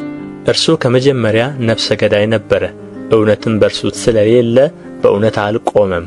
ሐሰትን ሲናገር ከራሱ ይናገራል፣ ሐሰተኛ የሐሰትም አባት ነውና። እኔ ግን እውነትን የምናገር ስለሆንሁ አታምኑኝም። ከእናንተ ስለ ኃጢአት የሚወቅሰኝ ማን ነው? እውነት የምናገር ከሆንሁ እናንተ ስለ ምን አታምኑኝም? ከእግዚአብሔር የሆነ የእግዚአብሔርን ቃል ይሰማል። እናንተ ከእግዚአብሔር አይደላችሁምና ስለዚህ አትሰሙም። አይሁድ መልሰው ሳምራዊ እንደሆንህ ጋኔንም እንዳለብህ በማለታችን እኛ መልካም እንል የለምን አሉት። ኢየሱስም መለሰ እንዲህ ሲል፣ እኔስ ጋኔን የለብኝም፣ ነገር ግን አባቴን አከብራለሁ፣ እናንተም ታዋርዱኛላችሁ። እኔ ግን የራሴን ክብር አልፈልግም፣ የሚፈልግ የሚፈርድም አለ። እውነት እውነት እላችኋለሁ፣ ቃሌን የሚጠብቅ ቢኖር ለዘላለም ሞትን አያይም። አይሁድ ጋኔን እንዳለብህ አሁን አወቅን፣ አብርሃም እንኳ ሞተ፣ ነቢያትም፣ አንተም ቃሌን የሚጠብቅ ቢኖር ለዘላለም ሞትን አይቀምስም ትላለህ። በእውኑ አንተ ከሞተው ከአባታችን ከአብርሃም ትበልጣለህን? ነቢያትም ሞቱ፣ ራስህን ማንን ታደርጋለህ አሉት። ኢየሱስም መለሰ አለም፣ እኔ ራሴን ባከብር ክብሬ ከንቱ ነው። የሚያከብረኝ እናንተ አምላካችን የምትሉት አባቴ ነው። አላወቃችሁትምም፣ እኔ ግን አውቀዋለሁ። አላውቀውም ብል እንደ እናንተ ሐሰተኛ በሆንሁ፣ ዳሩ ግን አውቀዋለሁ፣ ቃሉንም እጠብቃለሁ። አባታችሁ አብርሃም ቀኔን ያይ ዘንድ ሐሴት አደረገ፣ አየም፣ ደስም አለው። አይሁድም ገና 50 ዓመት ያልሆነህ አብርሃምን አይተሃልን አሉት። ኢየሱስም እውነት እውነት እላችኋለሁ አብርሃም ሳይወለድ እኔ አለሁ አላቸው። ስለዚህ ሊወግሩት ድንጋይ አነሱ። ኢየሱስ ግን ተሰወራቸው፣ ከመቅደስም ወጥቶ በመካከላቸው አልፎ ሄደ። የዮሐንስ ወንጌል ምዕራፍ 9። ሲያልፍም ከመወለዱ ጀምሮ ዕውር የሆነውን ሰው አየ። ደቀ መዛሙርቱም መምህር ሆይ ይህ ሰው ዕውር ሆኖ እንዲወለድ ኃጢአት የሠራ ማን ነው? እርሱ ወይስ ወላጆቹ? ብለው ጠየቁት። ኢየሱስም እንዲህ ብሎ መለሰ፣ የእግዚአብሔር ሥራ በእርሱ እንዲገለጥ ነው እንጂ እርሱ ወይም ወላጆቹ ኃጢአት አልሠሩም። ቀን ሳለ የላከኝን ሥራ ላደርግ ይገባኛል። ማንም ሊሠራ የማይችልባት ሌሊት ትመጣለች። በዓለም ሳለሁ የዓለም ብርሃን ነኝ። ይህን ብሎ ወደ መሬት እንትፍ አለ። በምራቁም ጭቃ አድርጎ በጭቃው የዕውሩን ዓይኖች ቀባና ሂድና በሰሊሆም መጠመቂያ ታጠብ አለው። ትርጓሜው የተላከ ነው። ስለዚህ ሄዶ ታጠበ፣ እያየም መጣ። ጎረቤቶቹም ቀድሞም ሲለምን አይተውት የነበሩ ይህ ተቀምጦ ይለምን የነበረ አይደለምን አሉ። ሌሎች እርሱ ነው አሉ። ሌሎች አይደለም እርሱን ይመስላል እንጂ አሉ። እርሱ እኔ ነኝ አለ። ታዲያ ዓይኖችህ እንዴት ተከፈቱ አሉት። እርሱ መልሶ ኢየሱስ የሚባል ሰው ጭቃ አድርጎ ዓይኖቼን ቀባና ወደ ሰሊሆም መጠመቂያ ሄደህ ታጠብ አለኝ። ሄጄ ታጥቤም አየሁ አለ። ያ ሰው ወዴት ነው አሉት። አላውቅም አለ። በፊት ዕውር የነበረውን ሰው ወደ ፈሪሳውያን ወሰዱት። ኢየሱስም ጭቃ አድርጎ ዓይኖቹን የከፈተበት ቀን ሰንበት ነበረ። ስለዚህ ፈሪሳውያን ደግሞ እንዴት እንዳየ እንደገና ጠየቁት። እርሱም ጭቃ በዓይኖቼ አኖረ፣ ታጠብሁም አያለሁም አላቸው። ከፈሪሳውያን አንዳንዶቹ ይህ ሰው ሰንበትን አያከብርም፣ ከእግዚአብሔር አይደለም አሉ። ሌሎች ግን ኃጢአተኛ ሰው እንደዚህ ያሉ ምልክቶች ሊያደርግ እንዴት ይችላል አሉ። በመካከላቸውም መለያየት ሆነ። ከዚህም የተነሣ ዕውሩን አንተ ዓይኖችን ስለ ከፈተ ስለ እርሱ ምን ትላለህ ደግሞ አሉት። እርሱም ነቢይ ነው አለ። አይሁድ የዚያን ያየውን ወላጆች እስኪጠሩ ድረስ ዕውር እንደ ነበረ እንዳየም ስለ እርሱ አላመኑም። እነርሱንም እናንተ ዕውር ሆኖ ተወለደ የምትሉት ልጃችሁ ይህ ነውን? ታዲያ አሁን እንዴት ያያል ብለው ጠየቋቸው። ወላጆቹም መልሰው ይህ ልጃችን እንደሆነ ዕውርም ሆኖ እንደ ተወለደ እናውቃለን፣ ዳሩ ግን አሁን እንዴት እንዳየ አናውቅም፣ ወይም ዓይኖቹን ማን እንደ ከፈተ እኛ አናውቅም። ጠይቁት፣ እርሱ ሙሉ ሰው ነው፣ እርሱ ስለ ራሱ ይናገራል አሉ። ወላጆቹ አይሁድን ስለ ፈሩ ይህን አሉ፣ እርሱ ክርስቶስ ነው ብሎ የሚመሰክር ቢኖር ከምኵራብ እንዲያወጡት አይሁድ ከዚህ በፊት ተስማምተው ነበርና። ስለዚህ ወላጆቹ ሙሉ ሰው ነው፣ ጠይቁት አሉ። ስለዚህ ዕውር የነበረውን ሰው ሁለተኛ ጠርተው እግዚአብሔርን አክብር፣ ይህ ሰው ኃጢአተኛ መሆኑን እኛ እናውቃለን አሉት። እርሱም መልሶ ኃጢአተኛ መሆኑን አላውቅም፣ ዕውር እንደ ነበርሁ አሁንም እንዳይ ይህን አንድ ነገር አውቃለሁ አለ። ደግመውም ምን አደረገልህ? እንዴትስ ዓይኖችህን ከፈተ አሉት። እርሱም መልሶ አስቀድሜ ነገርኋችሁ፣ አልሰማችሁምም። ስለ ምን ዳግመኛ ልትሰሙ ትወዳላችሁ? እናንተ ደግሞ ደቀ መዛሙርቱ ልትሆኑ ትወዳላችሁን አላቸው። ተሳድበውም አንተ የእርሱ ደቀ መዝሙር ነህ፣ እኛ ግን የሙሴ ደቀ መዛሙርት ነን። እግዚአብሔር ሙሴን እንደ ተናገረው እኛ እናውቃለን፣ ይህ ሰው ግን ከወዴት እንደሆነ አናውቅም አሉት። ሰውየው መለሰ እንዲህም አላቸው፣ ከወዴት እንደሆነ እናንተ አለማወቃችሁ ይህ ድንቅ ነገር ነው። ዳሩ ግን ዓይኖቼን ከፈተ። እግዚአብሔርን የሚፈራ ፈቃዱንም የሚያደርግ ቢኖር ያንን እግዚአብሔር ይሰማዋል እንጂ ኃጢአተኞችን እንዳይሰማ እናውቃለን። ዕውር ሆኖ የተወለደውን ዓይኖች ማንም እንደ ከፈተ ዓለም ከተፈጠረ ጀምሮ አልተሰማም። ይህ ሰው ከእግዚአብሔር ባይሆን ምንም ሊያደርግ ባልቻለም ነበር። መልሰው አንተ ሁለንተናህ በኃጢአት ተወለድህ፣ አንተም እኛን ታስተምረናለህን አሉት። ወደ ውጭም አወጡት። ኢየሱስም ወደ ውጭ እንዳወጡት ሰማ።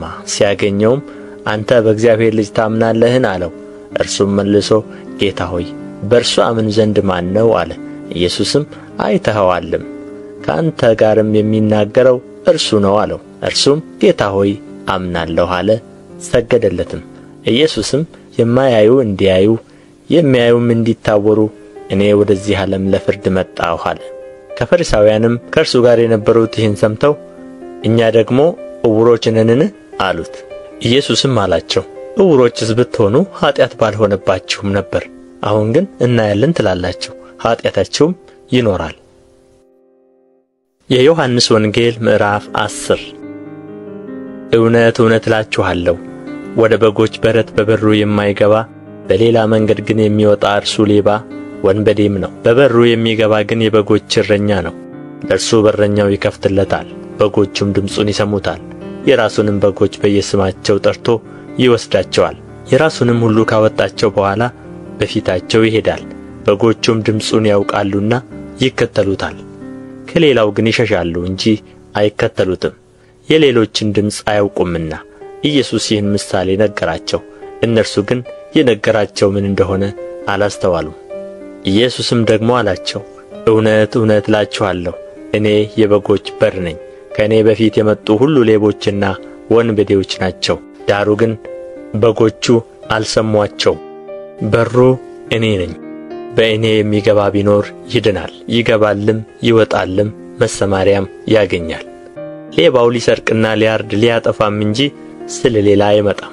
እኔ ሕይወት እንዲሆንላቸው እንዲበዛላቸውም መጣሁ። መልካም እረኛ እኔ ነኝ።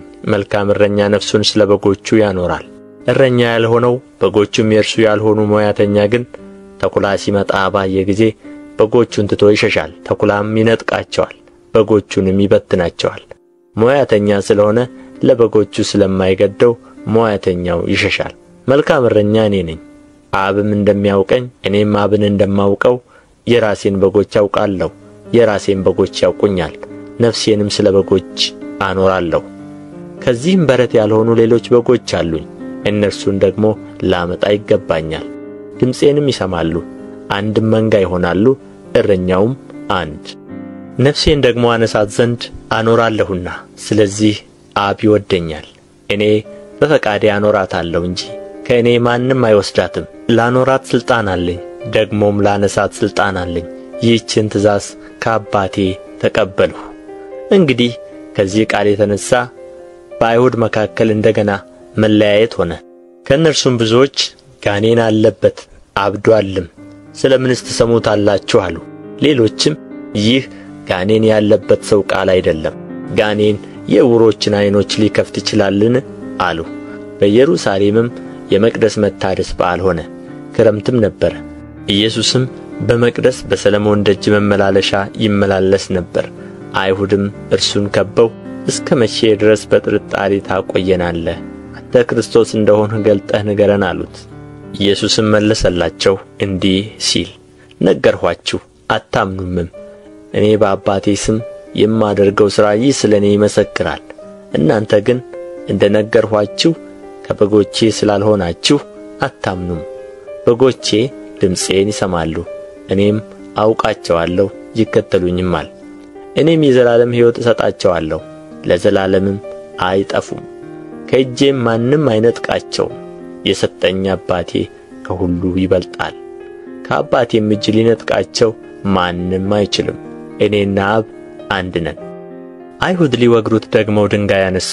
ኢየሱስ ከአባቴ ብዙ መልካም ሥራ አሳየኋችሁ፣ ከእነርሱ ስለ ማናቸው ሥራ ትወግሩኛላችሁ ብሎ መለሰላቸው። አይሁድም ስለ መልካም ሥራ አንወግርህም፣ ስለ ስድብ፣ አንተም ሰው ስትሆን ራስህን አምላክ ስለ ማድረግህ ነው እንጂ ብለው መለሱለት። ኢየሱስም እንዲህ ብሎ መለሰላቸው፣ እኔ አማልክት ናችሁ አልሁ ተብሎ በሕጋችሁ የተጻፈው አይደለምን? መጽሐፉ ሊሻር አይቻልምና እነዚያን የእግዚአብሔር ቃል የመጣላቸውን አማልክት ካላቸው የእግዚአብሔር ልጅ ነን ስላልሁ እናንተ አብ የቀደሰውን ወደ ዓለምም የላከውን ትሳደባለህ ትሉታላችሁን? እኔ የአባቴን ሥራ ባላደርግ አትመኑኝ። ባደርገው ግን እኔን እንኳ ባታምኑ አብ በእኔ እንደሆነ እኔም በአብ እንደሆኑ ታውቁና ታስተውሉ ዘንድ ሥራውን እመኑ። እንግዲህ ደግሞ ሊይዙት ፈለጉ፣ ከእጃቸውም ወጣ። ዮሐንስም በመጀመሪያ ያጠምቅበት ወደ ነበረው ስፍራ ወደ ዮርዳኖስ ማዶ እንደገና ሄደ፣ በዚያም ኖረ። ብዙ ሰዎችም ወደ እርሱ መጥተው ዮሐንስ አንድ ምልክት እንኳ አላደረገም፣ ነገር ግን ዮሐንስ ስለዚህ ሰው የተናገረው ሁሉ እውነት ነበረ አሉ። በዚያም ብዙዎች በእርሱ አመኑ። የዮሐንስ ወንጌል ምዕራፍ 11 ከማርያምና ከእህቷ ከማርታ መንደር ከቢታንያ የሆነ አልዓዛር የሚባል አንድ ሰው ታሞ ነበር። ማርያምም ጌታን ሽቱ የቀባችው እግሩንም በጠጕሯ ያበሰችው ነበረች። ወንድሟም አልዓዛር ታሞ ነበር። ስለዚህ እህቶቹ ጌታ ሆይ እነሆ የምትወደው ታሞአል ብለው ወደ እርሱ ላኩ። ኢየሱስም ሰምቶ ይህ ሕመም የእግዚአብሔር ልጅ በእርሱ ይከብር ዘንድ ስለ እግዚአብሔር ክብር ነው እንጂ ለሞት አይደለም አለ። ኢየሱስም ማርታንና እህቷን አልዓዛርንም ይወድ ነበር። እንደ ታመመም በሰማ ጊዜ ያን ጊዜ በነበረበት ስፍራ 2 ቀን ዋለ። ከዚህም በኋላ ለደቀ መዛሙርቱ ወደ ይሁዳ ደግሞ እንሂድ አላቸው። ደቀ መዛሙርቱ መምህር ሆይ አይሁድ ከጥቂት ጊዜ በፊት ሊወግሩህ ይፈልጉ ነበር፣ ደግሞም ወደዚያ ትሄዳለህን አሉት። ኢየሱስም መልሶ ቀኑ 12 ሰዓት አይደለምን? በቀን የሚመላለስ ቢኖር የዚህን ዓለም ብርሃን ያያልና አይሰናከልም። በሌሊት የሚመላለስ ቢኖር ግን ብርሃን በእርሱ ስለሌለ ይሰናከላል አላቸው። ይህን ተናገረ። ከዚህም በኋላ ወዳጃችን አልዓዛር ተኝቶአል፣ ነገር ግን ከእንቅልፉ ላስነሣው እሄዳለሁ አላቸው። እንግዲህ ደቀ መዛሙርቱ ጌታ ሆይ ተኝቶስ እንደሆነ ይድናል አሉት። ኢየሱስስ ስለ ሞቱ ተናግሮ ነበር፣ እነርሱ ግን ስለ እንቅልፍ መተኛት እንደ ተናገረ መሰላቸው። እንግዲህ ያን ጊዜ ኢየሱስ በግልጥ አልዓዛር ሞተ፣ እንድታምኑም በዚያ ባለመኖሬ ስለ እናንተ ደስ ይለኛል፣ ነገር ግን ወደ እርሱ እንሂድ አላቸው። ስለዚህ ዲዲሞስ የሚሉት ቶማስ ለባልንጀሮቹ ለደቀ መዛሙርት ከእርሱ ጋር እንሞት ዘንድ እኛ ደግሞ እንሂድ አለ። ኢየሱስም በመጣ ጊዜ በመቃብር እስካሁን 4 ቀን ሆኖት አገኘው። ቢታንያም 15 ምዕራፍ ያህል ለኢየሩሳሌም ቅርብ ነበረች። ከአይሁድም ብዙዎች ስለ ወንድማቸው ሊያጽናኗቸው ወደ ማርታና ወደ ማርያም መጥተው ነበር። ማርታም ኢየሱስ እንደ መጣ በሰማች ጊዜ ልትቀበለው ወጣች። ማርያም ግን በቤት ተቀምጣ ነበር። ማርታም ኢየሱስን ጌታ ሆይ አንተ በዚህ ኖረህ ብትሆን ወንድሜ ባልሞተም ነበር። አሁንም ከእግዚአብሔር የምትለምነውን ሁሉ እግዚአብሔር እንዲሰጥህ አውቃለሁ አለችው። ኢየሱስም ወንድምሽ ይነሣል አላት። ማርታም በመጨረሻው ቀን በትንሣኤ እንዲነሣ አውቃለሁ አለችው። ኢየሱስም ትንሣኤና ሕይወት እኔ ነኝ፣ የሚያምንብኝ ቢሞት እንኳ ሕያው ይሆናል፣ ሕያው የሆነም የሚያምንብኝ ሁሉ ለዘላለም አይሞትም። ይህን ታምኚያለሽን አላት። እርሷም አዎን ጌታ ሆይ አንተ ወደ ዓለም የሚመጣው ክርስቶስ የእግዚአብሔር ልጅ እንደሆንህ እኔ አምናለሁ አለችው። እርሷም አዎን ጌታ ሆይ አንተ ወደ ዓለም የሚመጣው ክርስቶስ የእግዚአብሔር ልጅ እንደሆንህ እኔ አምናለሁ አለችው። ይህንም ብላ ሄደች። እህቷንም ማርያምን በስውር ጠርታ መምህሩ መጥቶአል፣ ይጠራሽማል አለቻት። እርሷም በሰማች ጊዜ ፈጥና ተነሣች፣ ወደ እርሱም መጣች። ኢየሱስም ማርታ በተቀበለችበት ስፍራ ነበረ እንጂ ገና ወደ መንደሩ አልገባም ነበር። ሲያጽናኗት ከእርሷ ጋር በቤት የነበሩ አይሁድም ማርያም ፈጥና እንደ ተነሣችና እንደ ወጣች ባዩ ጊዜ ወደ መቃብር ሄዳ በዚያ ልታለቅስ መስሏቸው ተከተሏት። ማርያምም ኢየሱስ ወዳለበት መጥታ ባየችው ጊዜ በእግሩ ላይ ወድቃ ጌታ ሆይ አንተ በዚህ ኖረህ ብትሆን ወንድሜ ባልሞተም ነበር አለችው። ኢየሱስም እርሷ ስታለቅስ ከእርሷም ጋር የመጡ አይሁድ ሲያለቅሱ አይቶ በመንፈሱ አዘነ፣ በራሱም ታወከ። ወዴት አኖራችሁት አለም። እርሱም ጌታ ሆይ መጥተህ አሉት። ኢየሱስም እንባውን አፈሰሰ። ስለዚህ አይሁድ እንዴት ይወደው እንደነበረ እዩ አሉ። ከእነርሱም ግን አንዳንዶቹ ይህ የዕውሩን ዓይኖች የከፈተ ይህን ደግሞ እንዳይሞት ያደርግ ዘንድ ባልቻለም ነበርን አሉ። ኢየሱስም በራሱ አዝኖ ወደ መቃብሩ መጣ። እርሱም ዋሻ ነበረ፣ ድንጋይም ተጋጥሞበት ነበር። ኢየሱስ ድንጋዩን አንሱ አለ። የሞተውም እህት ማርታ ጌታ ሆይ ከሞተ 4 ቀን ሆኖታልና አሁን ይሸታል አለችው። ኢየሱስ ብታምኚስ የእግዚአብሔርን ክብር እንድታይ አልነገርሁሽምን አላት። ድንጋዩንም አነሱት።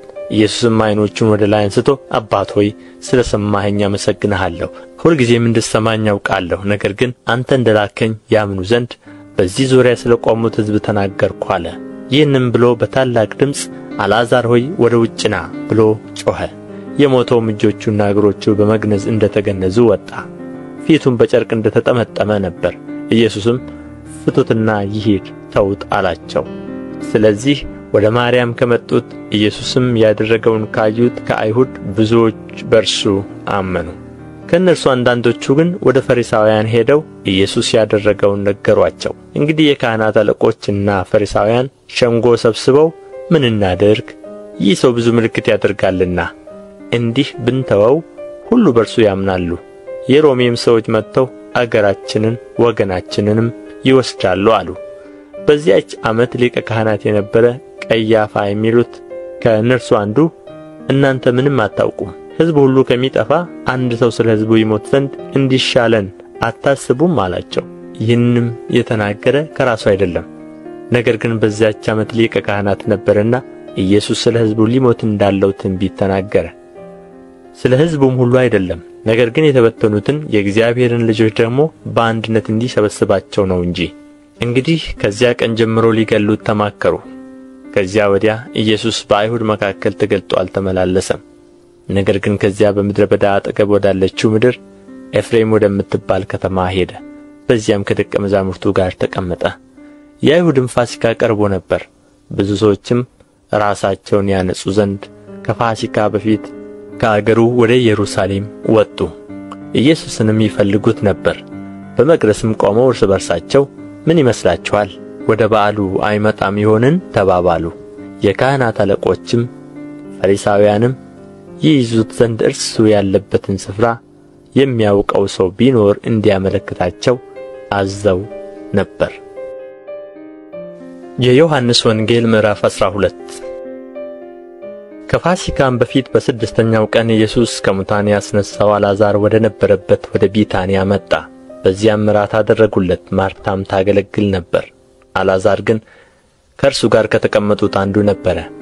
ማርያምም ዋጋው እጅግ የከበረ የጥሩ ናርዶስ ሽቱ ንጥር ወስዳ የኢየሱስን እግር ቀባች፣ በጠጕሯም እግሩን አበሰች። ቤቱም ከናርዶስ ሽቱ ሞላ። ነገር ግን ከደቀ መዛሙርቱ አንዱ አሳልፎ ሊሰጠው ያለው የስምዖን ልጅ የአስቆሮቱ ይሁዳ ይህ ሽቱ ለ300 ዲናር ተሽጦ ለድሆች ያልተሰጠ ስለምን ነው አለ። ይህንም የተናገረ ሌባ ስለ ነበረ ነው እንጂ ለድሆች ተገዶላቸው አይደለም። ከረጢትም ይዞ በውስጡ ከሚገባው ይወስድ ስለ ነበረ ነው። ኢየሱስም ለምቀበርበት ቀን እንድትጠብቀው ተዋት፣ ድሆች ሁልጊዜ ከእናንተ ጋር ይኖራሉና እኔ ግን ሁልጊዜ ከእናንተ ጋር አልኖርም አለ። ከአይሁድም ብዙ ሕዝብ በዚያ እንደነበረ አውቀው መጡ። ከሙታንም ያስነሣው አልዓዛርን ደግሞ እንዲያዩ ነበር እንጂ ስለ ኢየሱስ ብቻ አይደለም። የካህናት አለቆችም አልዓዛርን ደግሞ ሊገሉት ተማከሩ። ከአይሁድ ብዙዎች ከእርሱ የተነሣ ሄደው በኢየሱስ ያምኑ ነበርና። በማግስቱ ወደ በዓሉ መጥተው የነበሩ ብዙ ሕዝብ ኢየሱስ ወደ ኢየሩሳሌም እንዲመጣ በሰሙ ጊዜ የዘንባባ ዛፍ ዝንጣፊ ይዘው ሊቀበሉት ወጡና ሆሣዕና በጌታ ስም የሚመጣ የእስራኤል ንጉሥ የተባረከ ነው እያሉ ጮኹ። አንቺ የጽዮን ልጅ አትፍሪ፣ እነሆ ንጉሥሽ በአህያ ውርንጫ ላይ ተቀምጦ ይመጣል ተብሎ እንደ ተጻፈ ኢየሱስ የአህያ ውርንጫ አግኝቶ በእርሱ ተቀመጠ። ደቀ መዛሙርቱም ይህን ነገር በመጀመሪያ አላስተዋሉም። ነገር ግን ኢየሱስ ከከበረ በኋላ በዚያን ጊዜ ይህ ስለ እርሱ እንደ ተጻፈ ይህንም እንዳደረጉለት ትዝ አላቸው። አልዓዛርንም ከመቃብር ጠርቶ ከሙታን ሲያስነሣው ከእርሱ ጋር የነበሩት ሕዝብ ይመሰክሩለት ነበር። ስለዚህ ደግሞ ሕዝቡ ይህን ምልክት እንዳደረገ ስለ ሰሙ ሊቀበሉት ወጡ። ስለዚህ ፈሪሳውያን እርስ በርሳቸው አንድ እንኳ ልታደርጉ እንዳይቻላችሁ ታያላችሁን? እነሆ ዓለሙ በኋላው ተከትሎት ሄዶአል ተባባሉ። በበዓሉም ሊሰግዱ ከወጡት አንዳንዶቹ የግሪክ ሰዎች ነበሩ። እነርሱም ከገሊላ ቤተ ሳይዳ ወደሚሆን ወደ ፊልጶስ መጥተው ጌታ ሆይ ኢየሱስን ልናይ እንወዳለን ብለው ለመኑት። ፊልጶስም መጥቶ ለእንድርያስ ነገረው። እንድርያስና ፊልጶስ መጥተው ለኢየሱስ ነገሩት። ኢየሱስም መለሰላቸው እንዲህ ሲል የሰው ልጅ ይከብር ዘንድ ሰዓቱ ደርሷል። እውነት እውነት እላችኋለሁ የስንዴ ቅንጣት በምድር ወድቃ ካልሞተች ብቻዋን ትቀራለች፣ ብትሞት ግን ብዙ ፍሬ ታፈራለች። ነፍሱን የሚወድ ያጠፋታል፣ ነፍሱንም በዚህ ዓለም የሚጠላ ለዘላለም ሕይወት ይጠብቃታል። የሚያገለግለኝ ቢኖር ይከተለኝ፣ እኔም ባለሁበት አገልጋይ ደግሞ በዚያ ይሆናል። የሚያገለግለኝም ቢኖር አብ ያከብረዋል። አሁን ነፍሴ ታውካለች። ምንስ እላለሁ? አባት ሆይ ከዚህ ሰዓት አድነኝ። ነገር ግን ስለዚህ ወደዚህ ሰዓት መጣሁ። አባት ሆይ ስምህን አክብረው። ስለዚህም አከበርሁት፣ ደግሞም አከብረዋለሁ የሚል ድምፅ ከሰማይ መጣ። በዚያ ቆመው የነበሩትም ሕዝብ በሰሙ ጊዜ ነጐድጓድ ነው አሉ። ሌሎች መልአክ ተናገረው አሉ። ኢየሱስም መለሰ እንዲህ ሲል ይህ ድምፅ ስለ እናንተ መጥቶአል እንጂ ስለ እኔ አይደለም። አሁን የዚህ ዓለም ፍርድ ደርሶአል። አሁን የዚህ ዓለም ገዥ ወደ ውጭ ይጣላል። እኔም ከምድር ከፍ ከፍ ያልሁ እንደሆነ ሁሉን ወደ እኔ ይስባለሁ። በምን ዓይነትም ሞት ይሞት ዘንድ እንዳለው ሲያመለክታቸው ይህን ተናገረ። እንግዲህ ሕዝቡ እኛስ ክርስቶስ ለዘላለም እንዲኖር ከሕጉ ሰምተናል፣ አንተስ የሰው ልጅ ከፍ ከፍ ይል ዘንድ እንዲያስፈልገው እንዴት ትላለህ? ይህ የሰው ልጅ ማን ነው ብለው መለሱለት። ኢየሱስም ገና ጥቂት ጊዜ ብርሃን ከእናንተ ጋር ነው፣ ጨለማ እንዳይደርስባችሁ ብርሃን ሳለላችሁ ተመላለሱ። በጨለማም የሚመላለስ ወዴት እንዲሄድ አያውቅም። የብርሃን ልጆች እንድትሆኑ ብርሃን ሳለላችሁ በብርሃን እመኑ አላቸው። ኢየሱስም ይህን ተናግሮ ሄደና ተሰወረባቸው። ነገር ግን ይህን ያህል ምልክት በፊታቸው ምንም ቢያደርግ ነቢዩ ኢሳይያስ ጌታ ሆይ ማን ምስክርነታችንን አመነ? የእግዚአብሔርስ ክንድ ለማን ተገለጠ ብሎ የተናገረው ቃል ይፈጸም ዘንድ በእርሱ አላመኑም። ኢሳይያስ ደግሞ በዓይኖቻቸው እንዳያዩ በልባቸውም እንዳያስተውሉ እንዳይመለሱም እኔም እንዳልፈውሳቸው ዓይኖቻቸውን አሳወረ ልባቸውንም አደነደነ ብሎአልና ስለዚህ ማመን አቃታቸው። ክብሩን ስላየ ኢሳይያስ ይህን አለ፣ ስለ እርሱም ተናገረ። ከዚህም ጋር ከአለቆች ደግሞ ብዙዎች በእርሱ አመኑ። ነገር ግን ከምኵራብ እንዳያስወጡአቸው በፈሪሳውያን ምክንያት አልመሰከሩለትም፣ ከእግዚአብሔር ክብር ይልቅ የሰውን ክብር ወደዋልና። ኢየሱስም ጮኸ እንዲህም አለ፣ በእኔ የሚያምን በላከኝ ማመኑ ነው እንጂ በእኔ አይደለም።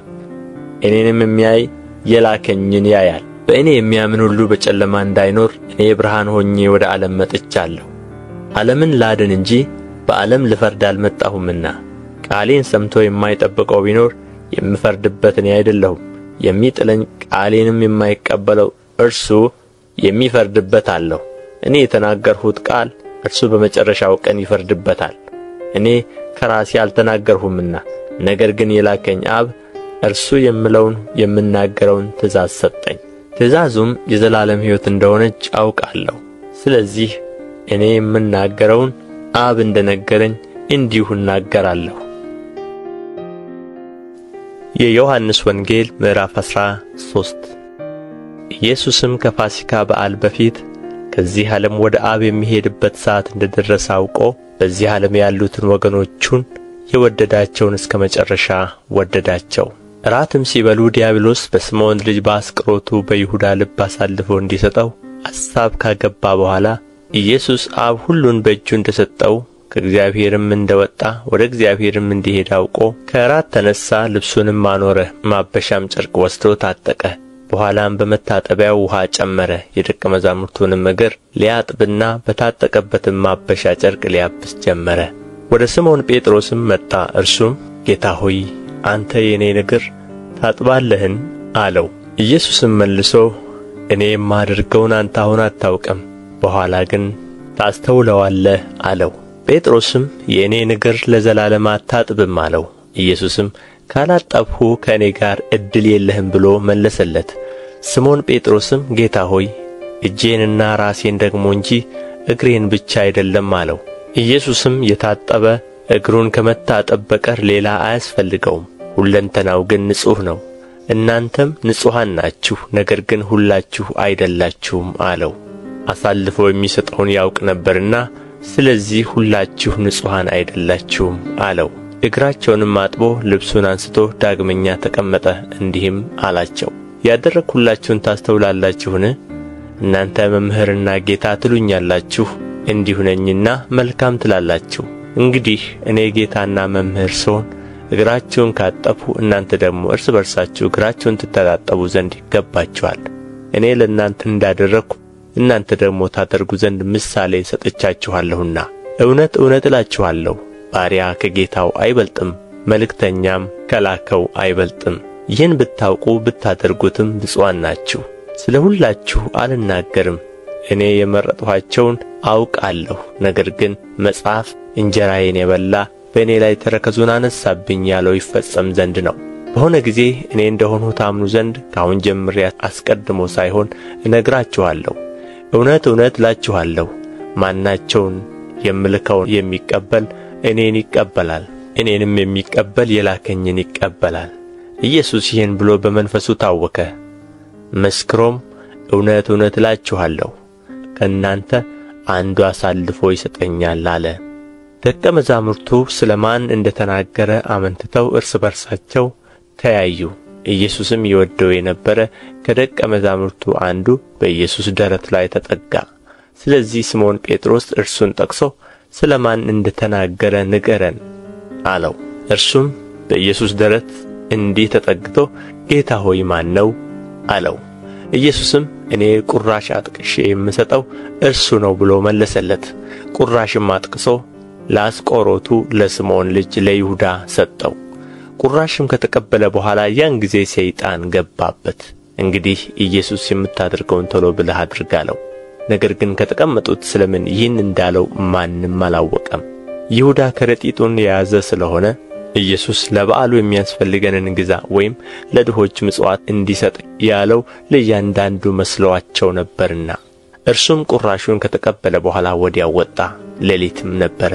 ከወጣም በኋላ ኢየሱስ እንዲህ አለ፣ አሁን የሰው ልጅ ከበረ፣ እግዚአብሔርም ስለ እርሱ ከበረ። እግዚአብሔር ስለ እርሱ የከበረ ከሆነ እግዚአብሔር ደግሞ እርሱን ራሱን ያከብረዋል፣ ወዲያውም ያከብረዋል። ልጆች ሆይ ገና ጥቂት ጊዜ ከእናንተ ጋር ነኝ፣ ትፈልጉኛላችሁ። ለአይሁድም እኔ ወደምሄድበት እናንተ ልትመጡ አይቻላችሁም እንዳልኋቸው አሁን ለእናንተ ደግሞ እላችኋለሁ። እርስ በርሳችሁ ትዋደዱ ዘንድ እኔ እንደ ወደድኋችሁ እናንተ ደግሞ እርስ በርሳችሁ ትዋደዱ ዘንድ አዲስ ትእዛዝ እሰጣችኋለሁ። እርስ በርሳችሁ ፍቅር ቢኖራችሁ ደቀ መዛሙርቴ እንደሆናችሁ ሰዎች ሁሉ በዚህ ያውቃሉ። ስምዖን ጴጥሮስም ጌታ ሆይ ወዴት ትሄዳለህ አለው። ኢየሱስም ወደምሄድበት አሁን ልትከተለኝ አትችልም፣ ነገር ግን በኋላ ትከተለኛለህ ብሎ መለሰለት። ጴጥሮስም ጌታ ሆይ አሁን ልከተልህ አለመቻሌ ስለ ምንድን ነው? ነፍሴን እንኳ ስለ አንተ እሰጣለሁ አለው። ኢየሱስም እንዲህ ብሎ መለሰለት፣ ነፍስህን ስለ እኔ ትሰጣለህ። እውነት እውነት እልሃለሁ 3 ጊዜ እስክትክደኝ ድረስ ዶሮ አይጮህም።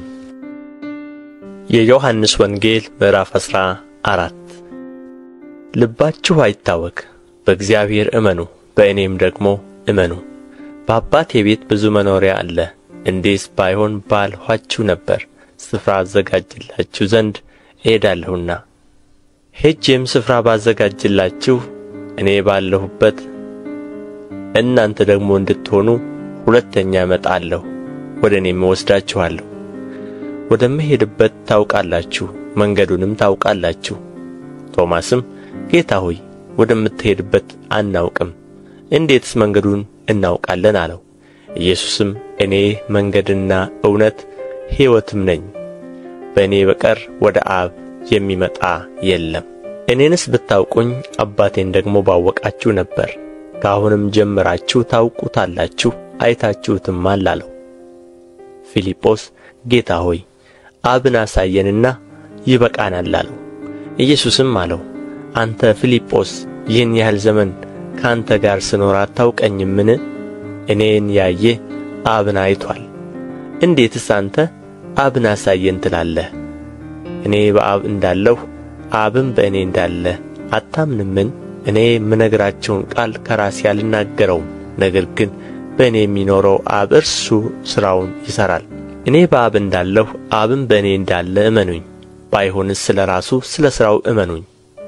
እውነት እውነት እላችኋለሁ፣ በእኔ የሚያምን እኔ የማደርገውን ሥራ እርሱ ደግሞ ያደርጋል፣ ከዚህም የሚበልጥ ያደርጋል።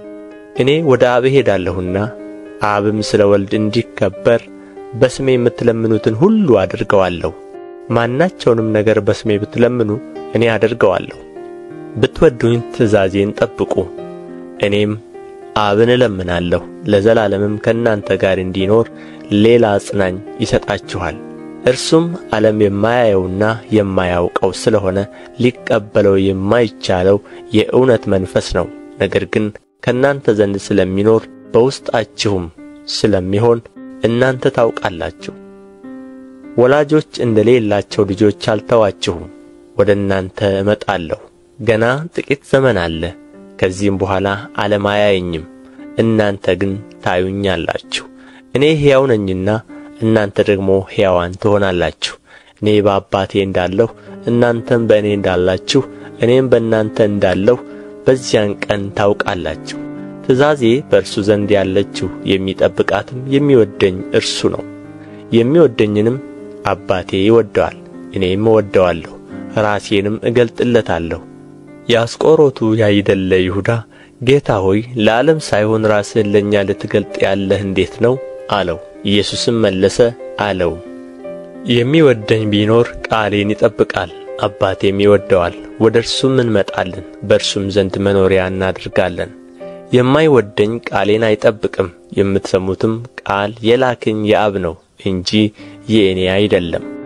ከእናንተ ዘንድ ስኖር ይህን ነግሬያችኋለሁ። አብ በስሜ የሚልከው ግን መንፈስ ቅዱስ የሆነው አጽናኝ እርሱ ሁሉን ያስተምራችኋል፣ እኔም የነገርኋችሁን ሁሉ ያሳስባችኋል። ሰላምን እተውላችኋለሁ፣ ሰላሜን እሰጣችኋለሁ።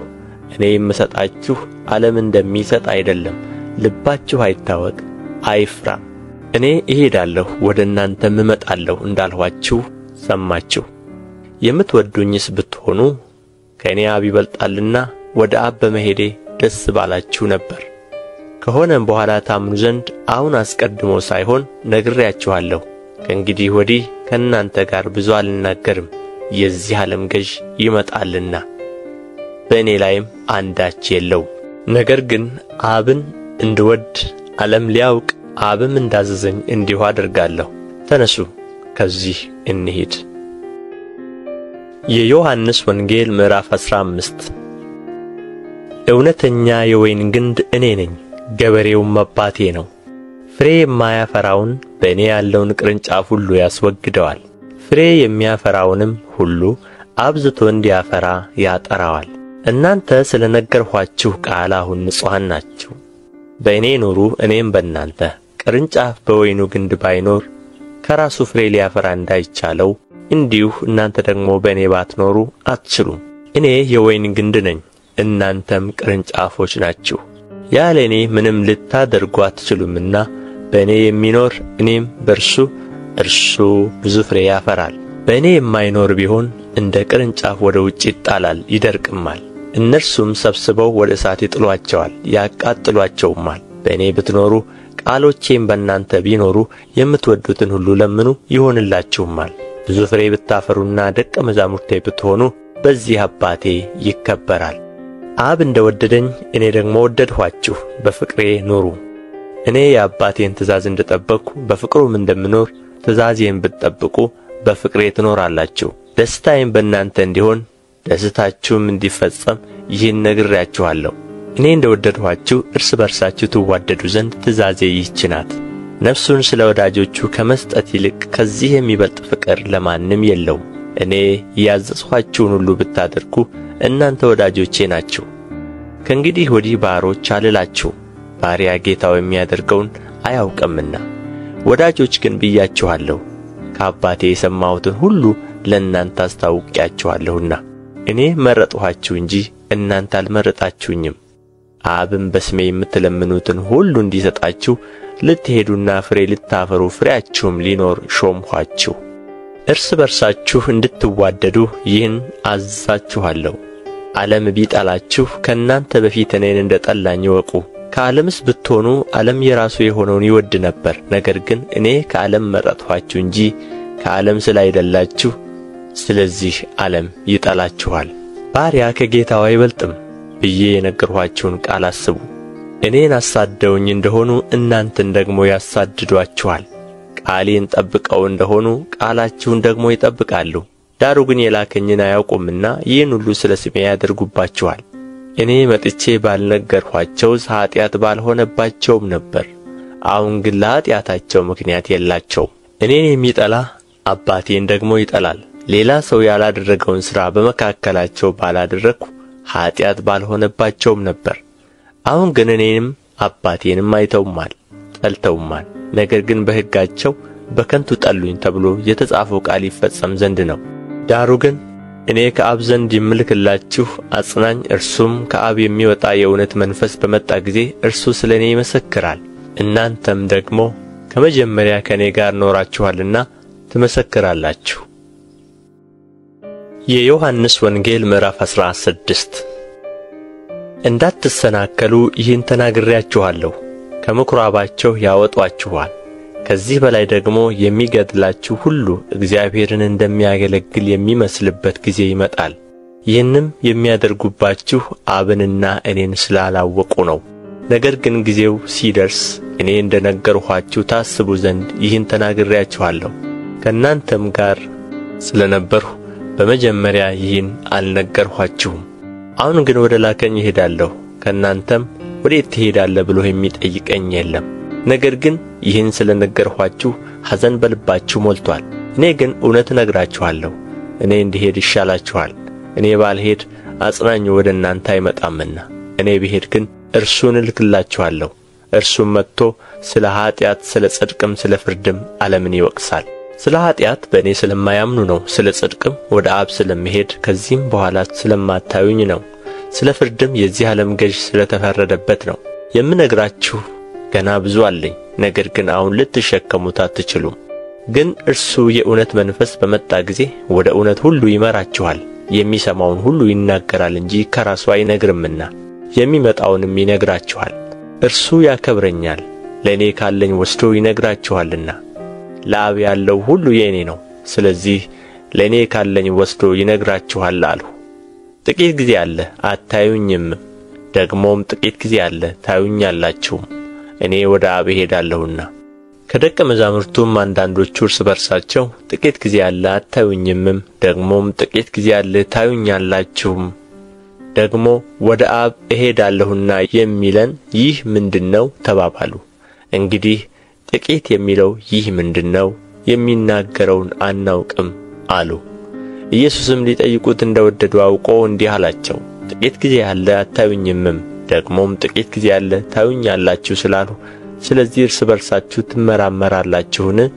እውነት እውነት እላችኋለሁ እናንተ ታለቅሳላችሁ፣ ሙሾም ታወጣላችሁ፣ ዓለም ግን ደስ ይለዋል። እናንተም ታዝናላችሁ፣ ነገር ግን ሐዘናችሁ ወደ ደስታ ይለወጣል። ሴት በምትወልድበት ጊዜ ወራቷ ስለ ደረሰ ታዝናለች። ነገር ግን ሕፃን ከወለደች በኋላ ሰው በዓለም ተወልዶአልና ስለ ደስታዋ መከራዋን ኋላ አታስበው። እንግዲህ እናንተ ደግሞ አሁን ታዝናላችሁ፣ ነገር ግን እንደገና አያችኋለሁ፣ ልባችሁም ደስ ይለዋል፣ ደስታችሁንም የሚወስድባችሁ የለም። በዚያን ቀንም ከእኔ አንዳች አትለምኑም። እውነት እውነት እላችኋለሁ አብ በስሜ የምትለምኑትን ሁሉ ይሰጣችኋል። እስካሁን በስሜ ምንም አልለመናችሁም። ደስታችሁ ፍጹም እንዲሆን ለምኑ ትቀበሉማላችሁ። ይህን በምሳሌ ነግሬያችኋለሁ። ነገር ግን ስለ አብ ለእናንተ በግልጥ የምናገርበት እንጂ ከዚያ ወዲያ በምሳሌ የማልናገርበት ሰዓት ይመጣል። በዚያን ቀን በስሜ ትለምናላችሁ። እኔም ስለ እናንተ አብን እንድለምን የምላችሁ አይደለሁም። እናንተ ስለ ወደዳችሁኝ ከእግዚአብሔርም ዘንድ እንደ ወጣሁ ስላመናችሁ አብ እርሱ ራሱ ይወዳችኋልና። ከአብ ወጥቼ ወደ ዓለም መጥቻለሁ፣ ደግሞ ዓለምን እተወዋለሁ፣ ወደ አብም እሄዳለሁ። ደቀ መዛሙርቱ እነሆ አሁን በግልጥ ትናገራለህ፣ በምሳሌም ምንም አትነግርም፣ ሁሉን እንድታውቅ ማንምም ሊጠይቅህ እንዳትፈልግ አሁን እናውቃለን። ስለዚህ ከእግዚአብሔር እንደወጣህ እናምናለን አሉት።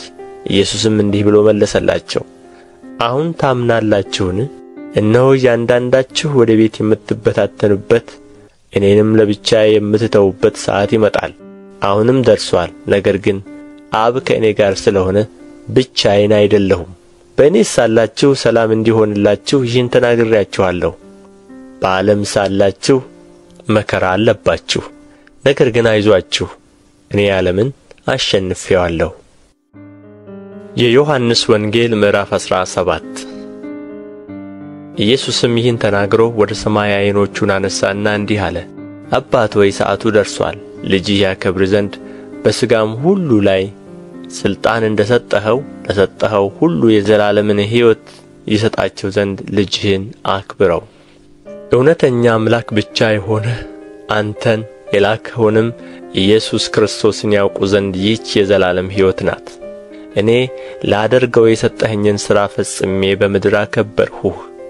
አሁንም አባት ሆይ ዓለም ሳይፈጠር በአንተ ዘንድ በነበረኝ ክብር አንተ በራስህ ዘንድ አክብረኝ። ከዓለም ለሰጠኸኝ ሰዎች ስምህን ገለጥሁላቸው። ያንተ ነበሩ፣ ለእኔም ሰጠሃቸው። ቃልህንም ጠብቀዋል። የሰጠኸኝ ሁሉ ከአንተ እንደሆነ አሁን ያውቃሉ። የሰጠኸኝን ቃል ሰጥቻቸዋለሁና እነርሱም ተቀበሉት። ከአንተም ዘንድ እንደ ወጣሁ በእውነት አወቁ፣ አንተም እንደ ላክኸኝ አመኑ። እኔ ስለ እነዚህ እለምናለሁ፣ ስለ ዓለም አልለምንም፣ ስለ ሰጠኸኝ እንጂ ያንተ ናቸውና። የእኔም የሆነ ሁሉ ያንተ ነው፣ ያንተውም የእኔ ነው። እኔም ስለ እነርሱ ከብሬአለሁ። ከዚህም በኋላ በዓለም አይደለሁም፣ እነርሱም በዓለም ናቸው። እኔም ወደ አንተ እመጣለሁ። ቅዱስ አባት ሆይ እነዚህን የሰጠኸኝን እንደኛ አንድ እንዲሆኑ በስምህ ጠብቃቸው። ከእነርሱ ጋር በዓለም ሳለሁ የሰጠኸኝን በስምህ እኔ ጠብቃቸው ነበር፣ ጠበቅኋቸውም። መጽሐፉም እንዲፈጸም ከጥፋት ልጅ በቀር ከእነርሱ ማንም አልጠፋም። አሁንም ወደ አንተ እመጣለሁ። በእነርሱም ዘንድ ደስታዬ የተፈጸመ እንዲሆንላቸው ይህን በዓለም እናገራለሁ። እኔ ቃልህን ሰጥቻቸዋለሁ። እኔም ከዓለም እንዳይደለሁ ከዓለም አይደሉምና ዓለም ጠላቸው። ከክፉ እንድትጠብቃቸው እንጂ ከዓለም እንድታወጣቸው አልለምንም። እኔ ከዓለም እንዳይደለሁ ከዓለም አይደሉም። በእውነትህ ቀድሳቸው፣ ቃልህ እውነት ነው። ወደ ዓለም እንደ ላክኸኝ እንዲሁ እኔ ወደ ዓለም ላክኋቸው። እነርሱም ደግሞ በእውነት የተቀደሱ እንዲሆኑ እኔ ራሴን ስለ እነርሱ እቀድሳለሁ። ሁሉም አንድ ይሆኑ ዘንድ ከቃላቸው የተነሣ በእኔ ስለሚያምኑ ደግሞ እንጂ ስለ እነዚህ ብቻ አልለምንም። አንተ እንደ ላክኸኝ ዓለም ያምን ዘንድ አንተ አባት ሆይ በእኔ እንዳለህ እኔም በአንተ እነርሱ ደግሞ በእኛ አንድ ይሆኑ ዘንድ እለምናለሁ። እኛም አንድ እንደሆንን አንድ ይሆኑ ዘንድ እኔም በእነርሱ አንተም በእኔ ስትሆን በአንድ ፍጹማን እንዲሆኑ የሰጠኸኝን ክብር እኔ ሰጥቻቸዋለሁ። እንዲሁም ዓለም አንተ እንደ ላክኸኝ በወደድኸኝም መጠን እነርሱን እንደ ወደድሃቸው ያውቃል። አባት ሆይ ዓለም ሳይፈጠር ስለ ወደድኸኝ የሰጠኸኝን ክብሬን እንዲያዩ እኔ ባለሁበት የሰጠኸኝ እነርሱ ደግሞ ከእኔ ጋር ይሆኑ ዘንድ እወዳለሁ። ጻድቅ አባት ሆይ ዓለም አላወቀህም፣ እኔ ግን አወቅሁ። እነዚህም አንተ እንደ ላክኸኝ አወቁ። እኔንም የወደድህባት ፍቅር በእነርሱ እንድትሆን እኔም በእነርሱ ስምህን አስታወቅኋቸው አስታውቃቸውማለሁ። የዮሐንስ ወንጌል ምዕራፍ 18። ኢየሱስም ይህን ብሎ አትክልት ወዳለበት ስፍራ ወደ ቄድሮን ወንዝ ማዶ ከደቀ መዛሙርቱ ጋር ወጣ። እርሱም ደቀ መዛሙርቱም በዚያ ገቡ። ኢየሱስም ደቀ መዛሙርቱም ብዙ ጊዜ ወደዚያ ስለ ተሰበሰቡ አሳልፎ የሰጠው ይሁዳ ደግሞ ስፍራውን ያውቅ ነበር። ስለዚህ ይሁዳ ጭፍሮችንና ከካህናት አለቆች ከፈሪሳውያንም ሎሌዎችን ተቀብሎ በችቦና በፋና በጋሻ ጦርም ወደዚያ መጣ። ኢየሱስም የሚመጣበትን ሁሉ አውቆ ወጣና ማንን ትፈልጋላችሁ አላቸው። የናዝሬቱን ኢየሱስን ብለው መለሱለት። ኢየሱስ እኔ ነኝ አላቸው። አሳልፎ የሰጠውም ይሁዳ ደግሞ ከእነርሱ ጋር ቆሞ ነበር። እንግዲህ እኔ ነኝ ባላቸው ጊዜ ወደ ኋላ ፈግፍገው በምድር ወደቁ። ደግሞ ማንን ትፈልጋላችሁ ብሎ ጠየቃቸው። እነርሱም የናዝሬቱን ኢየሱስን አሉት። ኢየሱስ መልሶ እኔ ነኝ አልኋችሁ፣ እንግዲህ እኔን ትፈልጉ እንደሆናችሁ እነዚህ ይሂዱ፣ ተዉአቸው አለ። ይህም ከእነዚህ ከሰጠኸኝ አንዱን እንኳ አላጠፋሁም ያለው ቃል ይፈጸም ዘንድ ነው። ስምዖን ጴጥሮስም ሰይፍ ስለ ነበረው መዘዘው። የሊቀ ካህናቱንም ባሪያ መትቶ ቀኝ ጆሮውን ቈረጠ። የባሪያውም ስም ማልኮስ ነበር። ኢየሱስም ጴጥሮስን ሰይፍህን ወደ ሰገባው ክተተው፣ አብ የሰጠኝን ጽዋ አልጠጣትምን አለው። እንግዲህ የሻለቃውና ጭፍሮቹ የአይሁድም ሎሌዎች ኢየሱስን ይዘውት አሰሩት። አስቀድመውም ወደ ሐና ወሰዱት። በዚያች ዓመት ሊቀ ካህናት ለነበረው ለቀያፋ አማቱ ነበርና። ቀያፋም አንድ ሰው ስለ ሕዝብ ይሞት ዘንድ ይሻላል ብሎ ለአይሁድ የመከራቸው ነበር። ስምዖን ጴጥሮስም ሌላውም ደቀ መዝሙር ኢየሱስን ተከተሉ። ያም ደቀ መዝሙር በሊቀ ካህናቱ ዘንድ የታወቀ ነበረ። ወደ ሊቀ ካህናቱም ግቢ ከኢየሱስ ጋር ገባ። ጴጥሮስ ግን በውጭ በበሩ ቆሞ ነበር።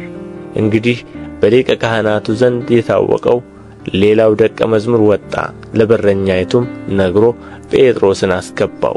በረኛ የነበረችይቱም ገረድ ጴጥሮስን አንተ ደግሞ ከዚህ ሰው ደቀ መዛሙርት አንዱ አይደለህምን አለችው። እርሱ አይደለሁም አለ። ብርድ ነበረና ባሮችና ሎሌዎች የፍም እሳት አንድደው ቆሙ፣ ይሞቁም ነበር። ጴጥሮስም ደግሞ ከእነርሱ ጋር ቆሞ ይሞቅ ነበር። ሊቀ ካህናቱም ኢየሱስን ስለ ደቀ መዛሙርቱና ስለ ትምህርቱ ጠየቀው። ኢየሱስም መልሶ እኔ በግልጥ ለዓለም ተናገርሁ። አይሁድ ሁሉ በሚሰበሰቡበት በምኵራብና በመቅደስ እኔ ሁል ጊዜ አስተማርሁ፣ በስውርም ምንም አልተናገርሁም። ስለ ምን ትጠይቀኛለህ? ለእነርሱ የተናገርሁትን የሰሙትን ጠይቅ። እነሆ እነዚህ እኔ የነገርሁትን ያውቃሉ አለ። ይህንም ሲል በዚያ ቆሞ የነበረው ከሎሌዎቹ አንዱ ለሊቀ ካህናቱ እንዲህ ትመልሳለህን ብሎ ኢየሱስን በጥፊ መታው። ኢየሱስም መልሶ ክፉ ተናግሬ እንደሆንሁ ስለ ክፉ መስክር፣ መልካም ተናግሬ እንደሆንሁ ስለ ምን ትመታኛለህ አለው።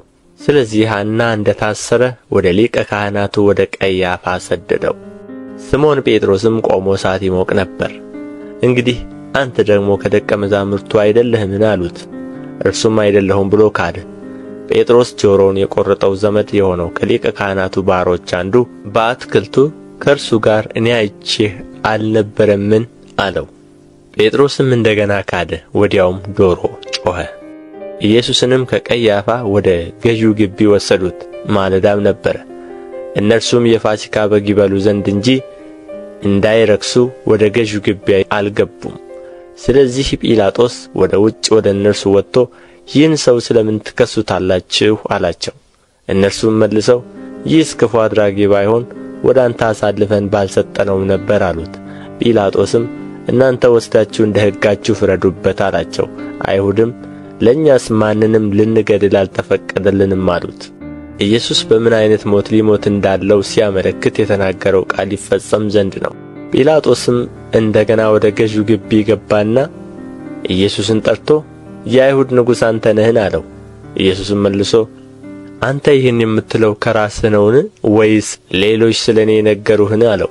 ጲላጦስ መልሶ እኔ አይሁዳዊ ነኝን?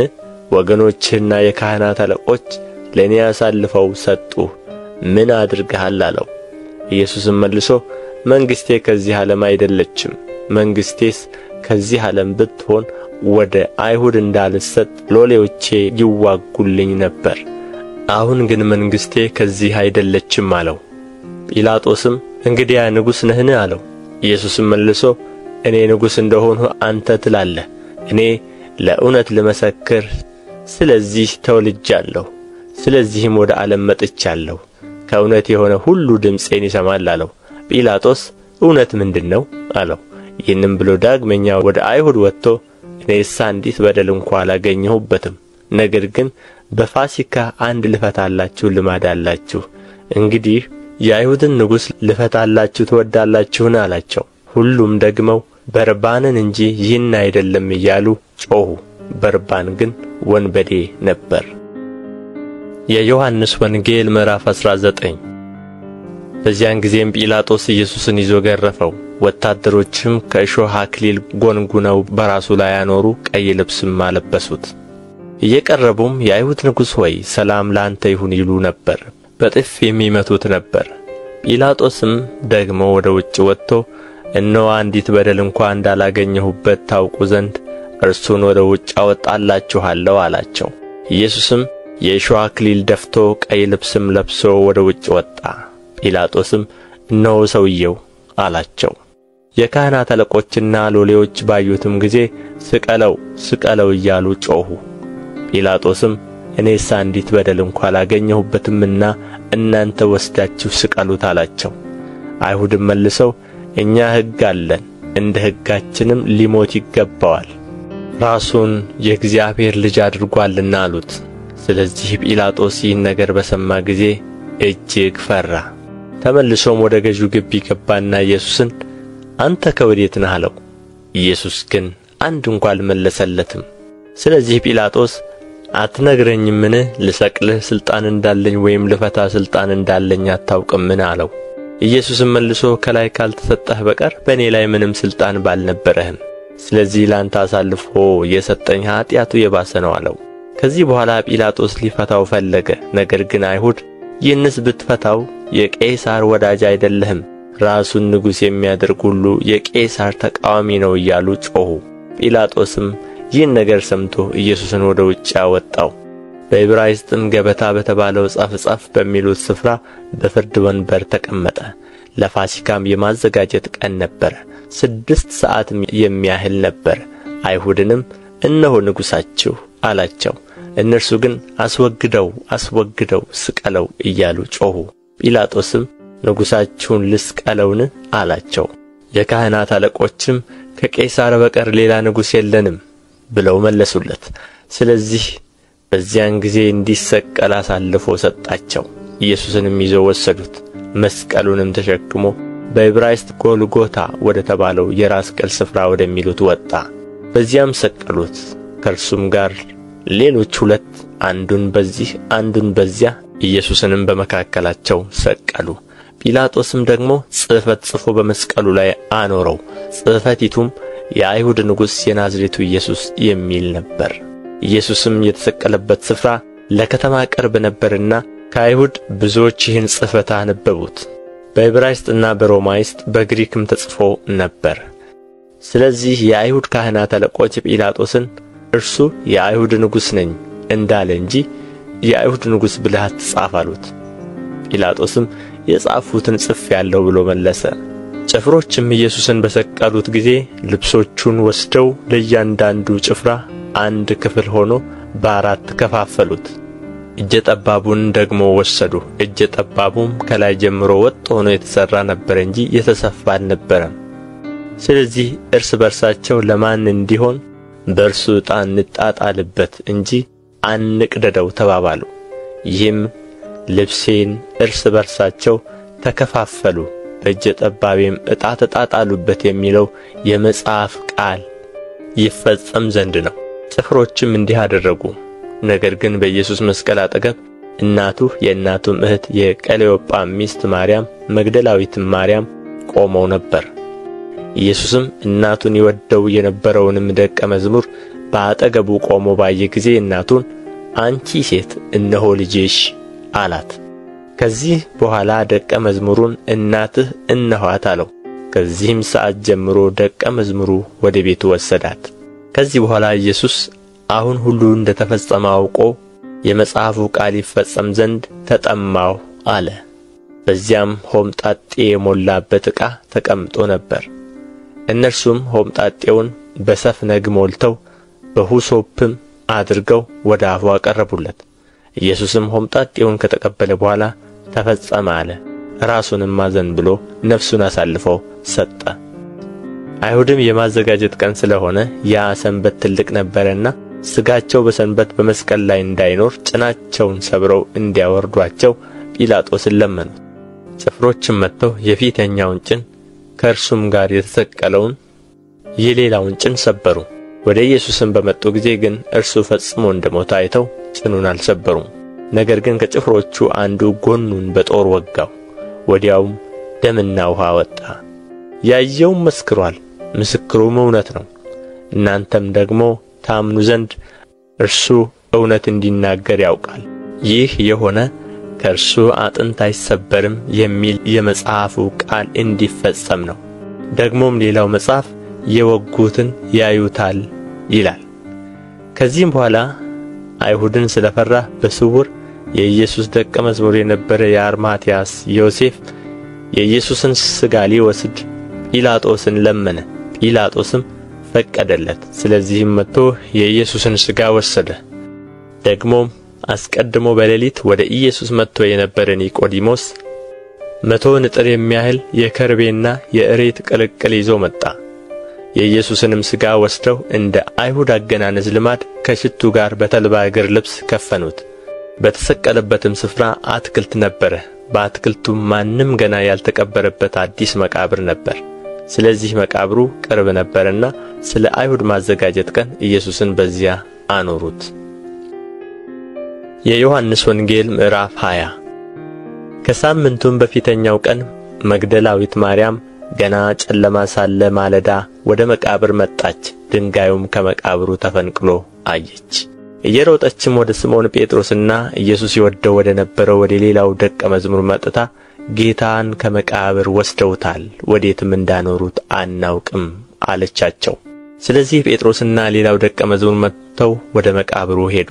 ሁለቱም አብረው ሮጡ። ሌላው ደቀ መዝሙርም ከጴጥሮስ ይልቅ ፈጥኖ ወደ ፊት ሮጠና አስቀድሞ ከመቃብሩ ደረሰ። ዝቅ ብሎም ቢመለከት የተልባ እግሩን ልብስ ተቀምጦ አየ፣ ነገር ግን አልገባም። ስምዖን ጴጥሮስም ተከትሎት መጣ፣ ወደ መቃብሩም ገባ፣ የተልባ እግሩን ልብስ ተቀምጦ አየ። ደግሞም በራሱ የነበረውን ጨርቅ ለብቻው በአንድ ስፍራ ተጠምጥሞ እንደነበረ እንጂ ከተልባ እግሩ ልብስ ጋር ተቀምጦ እንዳልነበረ አየ። በዚያን ጊዜ አስቀድሞ ወደ መቃብር የመጣው ሌላው ደቀ መዝሙር ደግሞ ገባ፣ አየም፣ አመነም። ከሙታን ይነሣ ዘንድ እንዲገባው የሚለውን የመጽሐፉን ቃል ገና አላወቁም ነበርና። ደቀ መዛሙርቱም ወደ ቤታቸው ደግሞ ሄዱ። ማርያም ግን እያለቀሰች ከመቃብሩ በስተ ውጭ ቆማ ነበር። ስታለቅስም ወደ መቃብር ዝቅ ብላ ተመለከተች። ሁለት መላእክትም ነጭ ልብስ ለብሰው የኢየሱስ ሥጋ ተኝቶበት በነበረው አንዱ በራስጌ ሌላው በእግርጌ ተቀምጠው አየች። እነርሱም አንቺ ሴት ስለምን ታለቅሻለሽ አሏት። እርሷም ጌታዬን ወስደውታል፣ ወዴትም እንዳኖሩት አላውቅም አለቻቸው። ይህንም ብላ ወደ ኋላ ዘወር ስትል ኢየሱስን ቆሞ አየችው። ኢየሱስም እንደሆነ አላወቀችም። ኢየሱስም አንቺ ሴት ስለምን ታለቅሻለሽ? ማንንስ ትፈልጊያለሽ አላት። እርሷም የአትክልት ጠባቂ መስሏት ጌታ ሆይ አንተ ወስደኸው እንደሆን ወዴት እንዳኖርኸው ንገረኝ፣ እኔም እወስደዋለሁ አለችው። ኢየሱስም ማርያም አላት። እርሷ ዘወር ብላ በዕብራይስጥ ረቡኒ አለችው። ትርጓሜውም መምህር ሆይ ማለት ነው። ኢየሱስም ገና ወደ አባቴ አላረግሁምና አትንኪኝ፣ ነገር ግን ወደ ወንድሞቼ ሄደሽ እኔ ወደ አባቴና ወደ አባታችሁ ወደ አምላኬና ወደ አምላካችሁ አርጋለሁ ብለሽ ንገሪያቸው አላት። መግደላዊት ማርያም መጥታ ጌታን እንዳየች ይህንም እንዳላት ለደቀ መዛሙርቱ ነገረች። ያም ቀን እርሱ ከሳምንቱ ፊተኛው በመሸ ጊዜ ደቀ መዛሙርቱ ተሰብስበው በነበሩበት አይሁድን ስለፈሩ ደጆች ተዘግተው ሳሉ ኢየሱስ መጣ፣ በመካከላቸውም ቆሞ ሰላም ለእናንተ ይሁን አላቸው። ይህንም ብሎ እጆቹንም ጎኑንም አሳያቸው። ደቀ መዛሙርቱም ጌታን ባዩ ጊዜ ደስ አላቸው። ኢየሱስም ዳግመኛ ሰላም ለእናንተ ይሁን፣ አብ እንደ ላከኝ እኔ ደግሞ ልካችኋለሁ አላቸው። ይህንም ብሎ እፍ አለባቸውና መንፈስ ቅዱስን ተቀበሉ። ኃጢአታቸውን ይቅር ያላችኋቸው ሁሉ ይቀርላቸዋል፣ የያዛችሁባቸውም ተይዞባቸዋል አላቸው። ነገር ግን ከ12 አንዱ ዲዲሞስ የሚሉት ቶማስ ኢየሱስ በመጣ ጊዜ ከእነርሱ ጋር አልነበረም። ሌሎቹም ደቀ መዛሙርት ጌታን አይተነዋል አሉት። እርሱ ግን የችንካሩን ምልክት በእጆቹ ካላየሁ፣ ጣቴንም በችንካሩ ምልክት ካላገባሁ፣ እጄንም በጎኑ ካላገባሁ አላምንም አላቸው። ከ8 ቀን በኋላም ደቀ መዛሙርቱ ደግመው በውስጥ ነበሩ። ቶማስም ከእነርሱ ጋር ነበረ። ደጆች ተዘግተው ሳሉ ኢየሱስ መጣ፣ በመካከላቸው ቆሞ ሰላም ለእናንተ ይሁን አላቸው። ከዚያም በኋላ ቶማስን ጣትህን ወደዚህ አምጣና እጆቼን እይ፣ እጅህንም አምጣና በጎኔ አግባው፣ ያመንህ እንጂ ያላመንህ አትሁን አለው። ቶማስም ጌታዬ አምላኬም ብሎ መለሰለት። ኢየሱስም ስላየኸኝ አምነሃል፣ ሳያዩ የሚያምኑ ብፁዓን ናቸው አለው። ኢየሱስም በዚህ መጽሐፍ ያልተጻፈ ሌላ ብዙ ምልክት በደቀ መዛሙርቱ ፊት አደረገ። ነገር ግን ኢየሱስ እርሱ ክርስቶስ የእግዚአብሔር ልጅ እንደሆነ ታምኑ ዘንድ አምናችሁም በስሙ ሕይወት ይሆንላችሁ ዘንድ ይህ ተጽፏል። የዮሐንስ ወንጌል ምዕራፍ 21። ከዚህ በኋላ ኢየሱስ በጥብርያዶስ ባሕር አጠገብ ለደቀ መዛሙርቱ እንደገና ተገለጠላቸው። እንዲህም ተገለጠ። ስምዖን ጴጥሮስና ዲዲሞስ የሚባለው ቶማስ፣ ከገሊላ ቃና የሆነ ናትናኤልም፣ የዘብዴዎስም ልጆች ከደቀ መዛሙርቱም ሌሎች 2 በአንድነት ነበሩ። ስምዖን ጴጥሮስ ዓሣ ላጠምድ እሄዳለሁ አላቸው። እነርሱም እኛም ካንተ ጋር እንመጣለን አሉት። ወጥተውም ወደ ታንኳይቱ ገቡ። በዚያችም ሌሊት ምንም አላጠመዱም። በነጋም ጊዜ ኢየሱስ በባሕር ዳር ቆመ። ደቀ መዛሙርቱ ግን ኢየሱስ መሆኑን አላወቁም። ኢየሱስም ልጆች ሆይ አንዳች የሚበላ አላችሁን አላቸው። የለንም ብለው መለሱለት። እርሱም መረቡን በታንኳይቱ በስተቀኝ ጣሉት፣ ታገኙም አላችሁ አላቸው። ስለዚህ ጣሉት። በዚህም ጊዜ ከዓሣው ብዛት የተነሣ ሊጎትቱት አቃታቸው። ኢየሱስ ይወደው የነበረው ደቀ መዝሙር ጴጥሮስን ጌታ እኮ ነው አለው። ስለዚህ ስምዖን ጴጥሮስ ጌታ መሆኑን በሰማ ጊዜ ራቁቱን ነበረና ልብሱን ታጥቆ ወደ ባሕር ራሱን ጣለ። ሌሎቹ ደቀ መዛሙርት ግን ከምድር 200 ክንድ ያህል እንጂ እጅግ አልራቁም ነበርና ዓሣ የሞላውን መረብ እየሳቡ በጀልባ መጡ። ወደ ምድርም በመጡ ጊዜ ፍምና ዓሣ በላዩ ተቀምጦ እንጀራም አዩ። ኢየሱስም አሁን ካጠመዳችሁት ዓሣ አምጡ አላቸው። ስምዖን ጴጥሮስም ወደ ጀልባይቱ ገብቶ 153 ታላላቅ ዓሦች ሞልቶ የነበረውን መረብ ወደ ምድር ጐተተ። ይህንም ያህል ብዙ ሲሆን መረቡ አልተቀደደም። ኢየሱስም ኑ ምሳ ብሉ አላቸው። ከደቀ መዛሙርቱም አንድ እንኳ አንተ ማን ነህ ብሎ ሊመረምረው የደፈረ አልነበረም፣ ጌታ መሆኑን አውቀው ነበርና። ኢየሱስም መጣና እንጀራ አንስቶ ሰጣቸው፣ እንዲሁም ዓሣውን። ኢየሱስ ከሙታን ከተነሣ በኋላ ለደቀ መዛሙርቱ ሲገለጥላቸው ይህ 3ኛው ጊዜ ነበረ። ምሳ ከበሉ በኋላም ኢየሱስ ስምዖን ጴጥሮስን የዮና ልጅ ስምዖን ሆይ ከእነዚህ ይልቅ ትወደኛለህን አለው። አዎን ጌታ ሆይ እንድወድህ አንተ ታውቃለህ አለው። ግልገሎቼን አሰማራ አለው። ደግሞ ሁለተኛ የዮና ልጅ ስምዖን ሆይ ትወደኛለህን አለው። አዎን ጌታ ሆይ እንድወድህ አንተ ታውቃለህ አለው። ጠቦቶቼን ጠብቅ አለው።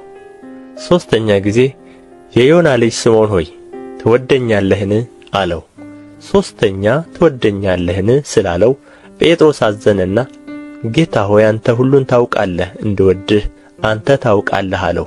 ኢየሱስም በጎቼን አሰማራ፣ እውነት እውነት እልሃለሁ አንተ ጎልማሳ ሳለህ ወገብህን በገዛ ራስህ ታጥቀህ ወደምትወደው ትሄድ ነበር። ነገር ግን በሸመገልህ ጊዜ እጆችህን ትዘረጋለህ፣ ሌላውም ያስታጥቅሃል፣ ወደማትወደውም ይወስድሃል አለው። በምን ዓይነት ሞት እግዚአብሔርን ያከብር ዘንድ እንዳለው ሲያመለክት ይህን አለ። ይህንም ብሎ ተከተለኝ አለው። ጴጥሮስም ዘወር ብሎ ኢየሱስ ሲወደው የነበረውን ደቀ መዝሙር ሲከተለው አየ። እርሱም ደግሞ በእራት ጊዜ በደረቱ ተጠግቶ ጌታ ሆይ አሳልፎ የሚሰጥህ ማን ነው ያለው ነበረ። ጴጥሮስም ይህን አይቶ ኢየሱስን ጌታ ሆይ ይህስ እንዴት ይሆናል አለው። ኢየሱስም እስክመጣ ድረስ ይኖር ዘንድ ብወድስ ምን አግዶህ? አንተ ተከተለኝ አለው። ስለዚህ ያ ደቀ መዝሙር አይሞትም የሚለው ይህ ነገር ወደ ወንድሞች ወጣ። ነገር ግን ኢየሱስ እስክመጣ ድረስ ይኖር ዘንድ ብወድስ ምን አግዶህ አለው እንጂ አይሞትም አላለውም። ስለ እነዚህም የመሰከረ ይህንንም ጽፎ ያለ ይህ ደቀ መዝሙር ነው፣ ምስክሩም እውነት እንደሆነ እናውቃለን። ኢየሱስም ያደረገው ብዙ ሌላ ነገር ደግሞ አለ። ሁሉ በእያንዳንዱ ቢጻፍ ለተጻፉት መጻሕፍት ዓለም ራሱ ባልበቃቸውም ይመስለኛል።